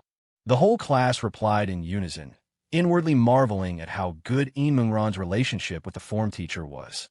This was just blatant favoritism. Who else got this kind of treatment? It was truly enviable. Yi Mingran was very grateful to the form teacher in her heart, because the teacher knew about her current situation and was taking special care of her. Her words were also a warning to others not to bother her when she was feeling down.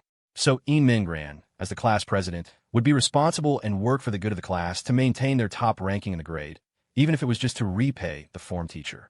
All right, everyone back to your seats. Class is about to start. Be quiet. During class, many people's minds weren't on their studies.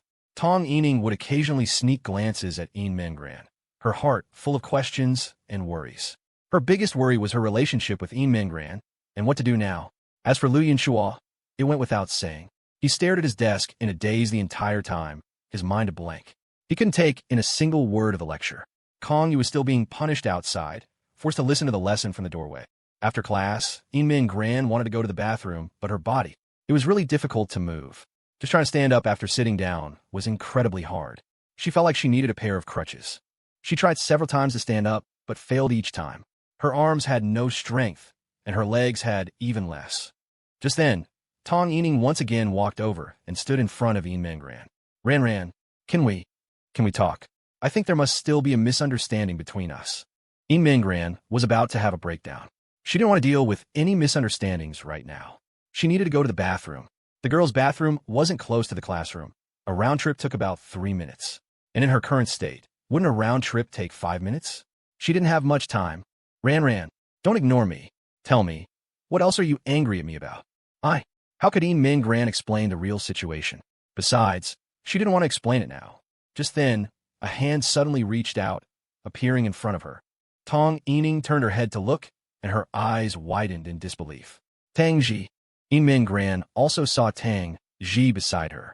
Tang Xi tilted her chin at her and slightly raised an eyebrow without saying a word, but Mingran immediately understood. The corners of her mouth lifted into a smile. She reached out and placed her hand on Tang Xi's. Then, Tang Xi pulled her up and supported her as they walked away, right past Tong Ening. Tong Ening's gaze followed them until they were out the door and out of sight. Tian Run came to Tong Ening's side and asked, "What's going on? I just saw Mingran and Tang Xi leave together. When did those two get so close?" "I don't know." Tong Ening shook her head numbly, her gaze vacant, her mind in a mess. In that moment, she thought of many things, carefully recalling Mingran's expression just now. The moment she saw Tang Xi, it was just like how she used to look at her. A part of her heart felt empty. The next second, she seemed to understand everything. She seemed to have figured out why Mingran had suddenly changed, why she was angry with her, why she wanted to break off their friendship. It must be related to Tang Xi. Tang Xi must have instigated it. In her mind, Mingran would never have such a big issue with her. They had been friends for 2 years. They had barely argued during that time, because Mingran was a very kind and gentle person. Even when she made mistakes, Mingran never held it against her or blamed her. But now, all that had changed, and the most suspicious thing was the appearance of Tang Xi by Mingran's side. Therefore, Tang Xi must be the culprit behind all these changes. After figuring it out, Tong Ening clenched her fists, her face icy cold, her eyes like daggers. "Tang Xi, after stealing Zhou Hung from me, are you trying to steal Ranran too? You've gone too far." Tisk. At noon, Lu Yinchua stood in front of the sinks in the men's bathroom, his face full of sorrow. He looked terrible, his light eyebrows almost knotted together. "Fuck. Smack." Lu Yinchua slammed the gift box in his hand onto the ground. His eyelids twitched, the corners of his mouth twitched uncontrollably, and it was as if smoke was coming out his head. The impact sent the music box inside tumbling out. It rolled into a corner, and the wooden horse began to turn, silently playing its music. Lu Yinshua's face was flushed, as if he were a furious lion. He leaped into the air and stomped on the music box. Crunch! The music box was smashed to pieces under his foot, fragments scattering everywhere. However, the music didn't stop. Instead, it continued to play in a strange, intermittent tune. Fuck! Lu Yinshua was on the verge of a breakdown. He squatted on the ground, clutching his head, wanting to scream, but afraid of being seen as crazy. "Can you calm down?" With such an unstable mood, no one would be able to accept it. Liang Jiaxiang slowly walked in from outside the bathroom, looked at Lu Yinshua and the fragments on the floor, and sighed helplessly. Lu Yinshua looked up, staring intently at Liang Jiaxiang, veins popping on his forehead. He abruptly stood up, rushed over, and shoved Liang Jiaxiang against the wall, grabbing his clothes and pinning him tightly. "What bullshit are you talking about? Are you saying Mingran doesn't like me because I'm emotionally unstable?" Liang Jiaxiang's expression didn't change. He shrugged and said nonchalantly, Uh-huh. Possibly. Or maybe it's because you're too violent. Fuck you. What's the use of saying this now? She said she doesn't like me in front of the whole class. Did she even consider my feelings? And so, is it wrong for her not to like you? Besides, didn't you also stand up and embarrass her in front of the whole class? You were the one who walked over and attracted everyone's attention, and now you're asking her to consider your feelings? Liu Yinshua gasped for breath, slowly released his grip, and took a few steps back. Although he still didn't agree with Liang Jiaxiang's point of view, what was done was done. There was nothing he could do. He squatted on the ground powerlessly, his eyes vacant, his expression dazed. Liang Jiaxiang straightened his clothes, walked over, extended a hand, and pulled him up from the ground. All right, it's just a matter of pursuing someone else. It's not a big deal. There are plenty of fish in the sea, and besides, you're tall and handsome. You just need to change this temper of yours. No, you don't understand. Min Gran is irreplaceable. She's too wonderful. I really can't give up on her. I like her just for standing there. No one can compare. Liu Yinshua's eyes were filled with sorrow, his tone with regret. Liang Jiaxiang wore a speechless expression. He knew for a fact that he had no chance, yet he was still fantasizing, unable to return to reality. But he couldn't say it directly. With Liu Yinshua's temper, who knew what he might do. So he slowly said, then just use this last year to try and be better. When she sees your improvement, maybe she'll have a change of heart. No, that's not right. It has nothing to do with me. I didn't do anything wrong. Something must be wrong on her end. Liu Yinshua stroked his chin, his expression deep, as if pondering some important matter. Liang Jiaxiang, standing to the side, let his mouth fall open. He blinked, unable to believe what he was hearing. Even after all this, he still didn't think it was his problem? How incredibly stubborn did someone have to be to think like that? Could it be? Someone said bad things about me to Min Gran. That must be it. And I can even guess who. Liu Yinshua suddenly thought of something, reached out, and tapped the wall. Liang Jiaxiang frowned slightly and asked, Who is it? Don't you remember? When we were following Min Gran that day. Who was with her? On the day we sent the gift. Who took it inside? You mean Tang Xi? Right. It could only be her. Think about it. The look she gave us when she ran into us that day. That disdainful look. It must have been her. After taking the gift inside, she must have bad-mouthed me to Min Gran, slandered me. That's why Min Gran returned the gift and said those things. Liang Jiaxiang grimaced and shook his head, saying no way, right? There's no reason for it. Why would Tang Xi slander you for no reason? So, she's just evil, purely evil. She just wants to ruin other people's relationships. Liu Yinshua, as if he had figured everything out, clenched his fist and punched the wall, so angry he could have gnashed his teeth to dust. Don't be ridiculous. She doesn't seem like that kind of person. Besides, aren't there rumors in class that she's close with Zhou Heng? Though I don't know if they're actually together. Liu Yinshua bit his finger, thinking hard. He suddenly remembered that day when Zhou Heng had abruptly pulled Min Gran away to talk about something. I get it. Zhou Heng must be involved in this too. They're in it together. Hey, you can't just guess without evidence. That's slander. You're just suspicious of them. Why are you talking as if they really framed you? Liu Yinshua pointed at him and nodded. You wait. I'll find evidence sooner or later. And when I do, you have to help me deal with both of them. Me? No way. I can't handle Zhou Heng. Liang Jiaxiang waved his hand, flatly refusing. He had seen him play basketball that day. With that muscular build, if he went up against him, Zhou Heng would probably dribble him like a ball. No, I have to find someone to help me investigate. Liu Yinshua paced back and forth in the bathroom, thinking about who would be a suitable candidate. Liang Jiaxiang spread his hands and said, Tong Ening, of course. Isn't she Imingran's best friend? I remember she used to support you and Min Gran getting together. Right. Good idea. I'll go find her right now. Liu Yinshua's eyes lit up. He patted Liang Jiaxiang's shoulder and then rushed out of the bathroom. Hey, Liang Jiaxiang wanted to say more, but Liu Yinshua had already run off, giving him no chance to speak. You just had a conflict with her this morning. Without even apologizing, you're now going to ask her for a favor? What are you thinking? Liang Jiaxiang watched Liu Yinshua's retreating back, shook his head and muttered, then looked at the music box fragments on the floor. He walked over, picked up the trash, and threw it into the bin, cleaning up Liu Yinshua's mess for him. Liang Jiaxiang washed his hands and left the bathroom. Sigh, that fool is bound to suffer for this sooner or later. Hello, I'm here. At lunchtime, Min Gran, holding her lunchbox, came over to Zhou Heng and Tang Xi's side. She sat at the desk in front of Tang Xi, sharing the same desk with her. She no longer cared what others thought. Since Tang Xi had said they could hang out together from now on, Mingran would openly come to find Tang Xi, and, as a bonus, she could also be a little closer to Zhou Hong. Because Zhou Hong had never said she could hang out with him at school, Mingran was worried about bothering him or causing trouble, so she didn't speak to him openly. Otherwise, with her current I don't care attitude, she would have long been acting with Zhou Hong the same way she did at home. Seeing Mingran sit in front of her to eat together, Tang Xi said in a low voice, "You really dare to associate with me? Huh? I warned you beforehand. I have a bad reputation, and there might still be a few people who hold a grudge against me. If you get caught in the crossfire, don't blame me." Mingran's lips curved into a grin as she said, "It's okay. When the time comes, I'll stand firmly by your side and support you." Tang Xi was slightly taken aback. Then she silently lowered her head, saying nothing. Mingran paused, not knowing what was wrong with Tang Xi. Had she said something wrong? Zhou Hong stared at Tang Xi, his expression placid, as if he had seen through to her thoughts. After a moment, he let out a slow breath and said softly, "This is good. Now, Annie can finally rest easy." Tang Xi looked up at Zhou Hong and mumbled, "Bro, if you keep trying to guess my thoughts like that, I'm going to get upset."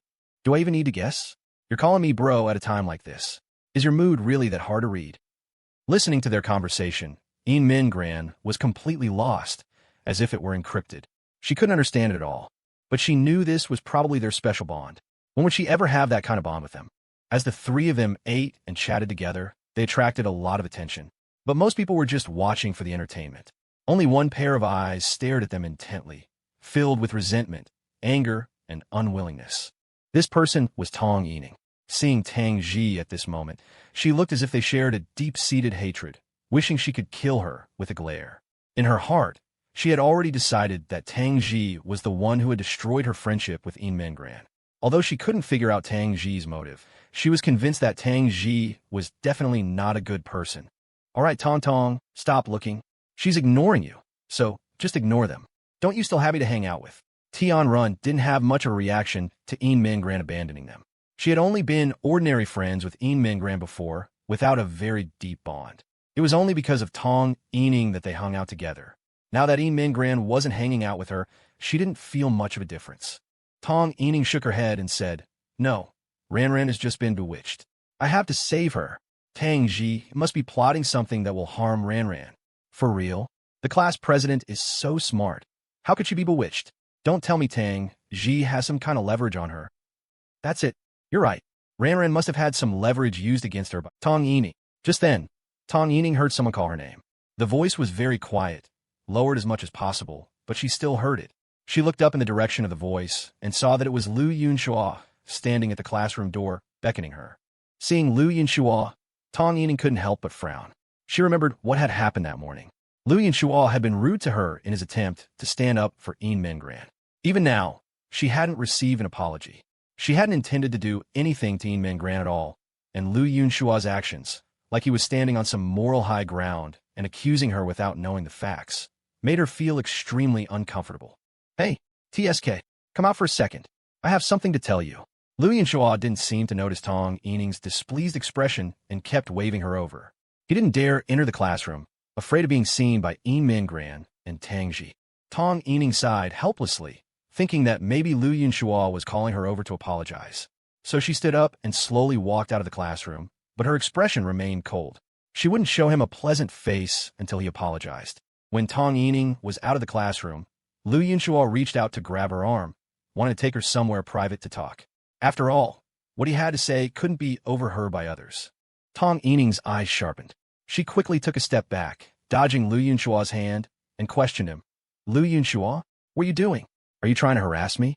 Believe it or not, I'll tell the teacher." "No, you misunderstood. I have something to tell you, and it's not convenient for others to hear, so I wanted to take you somewhere quiet."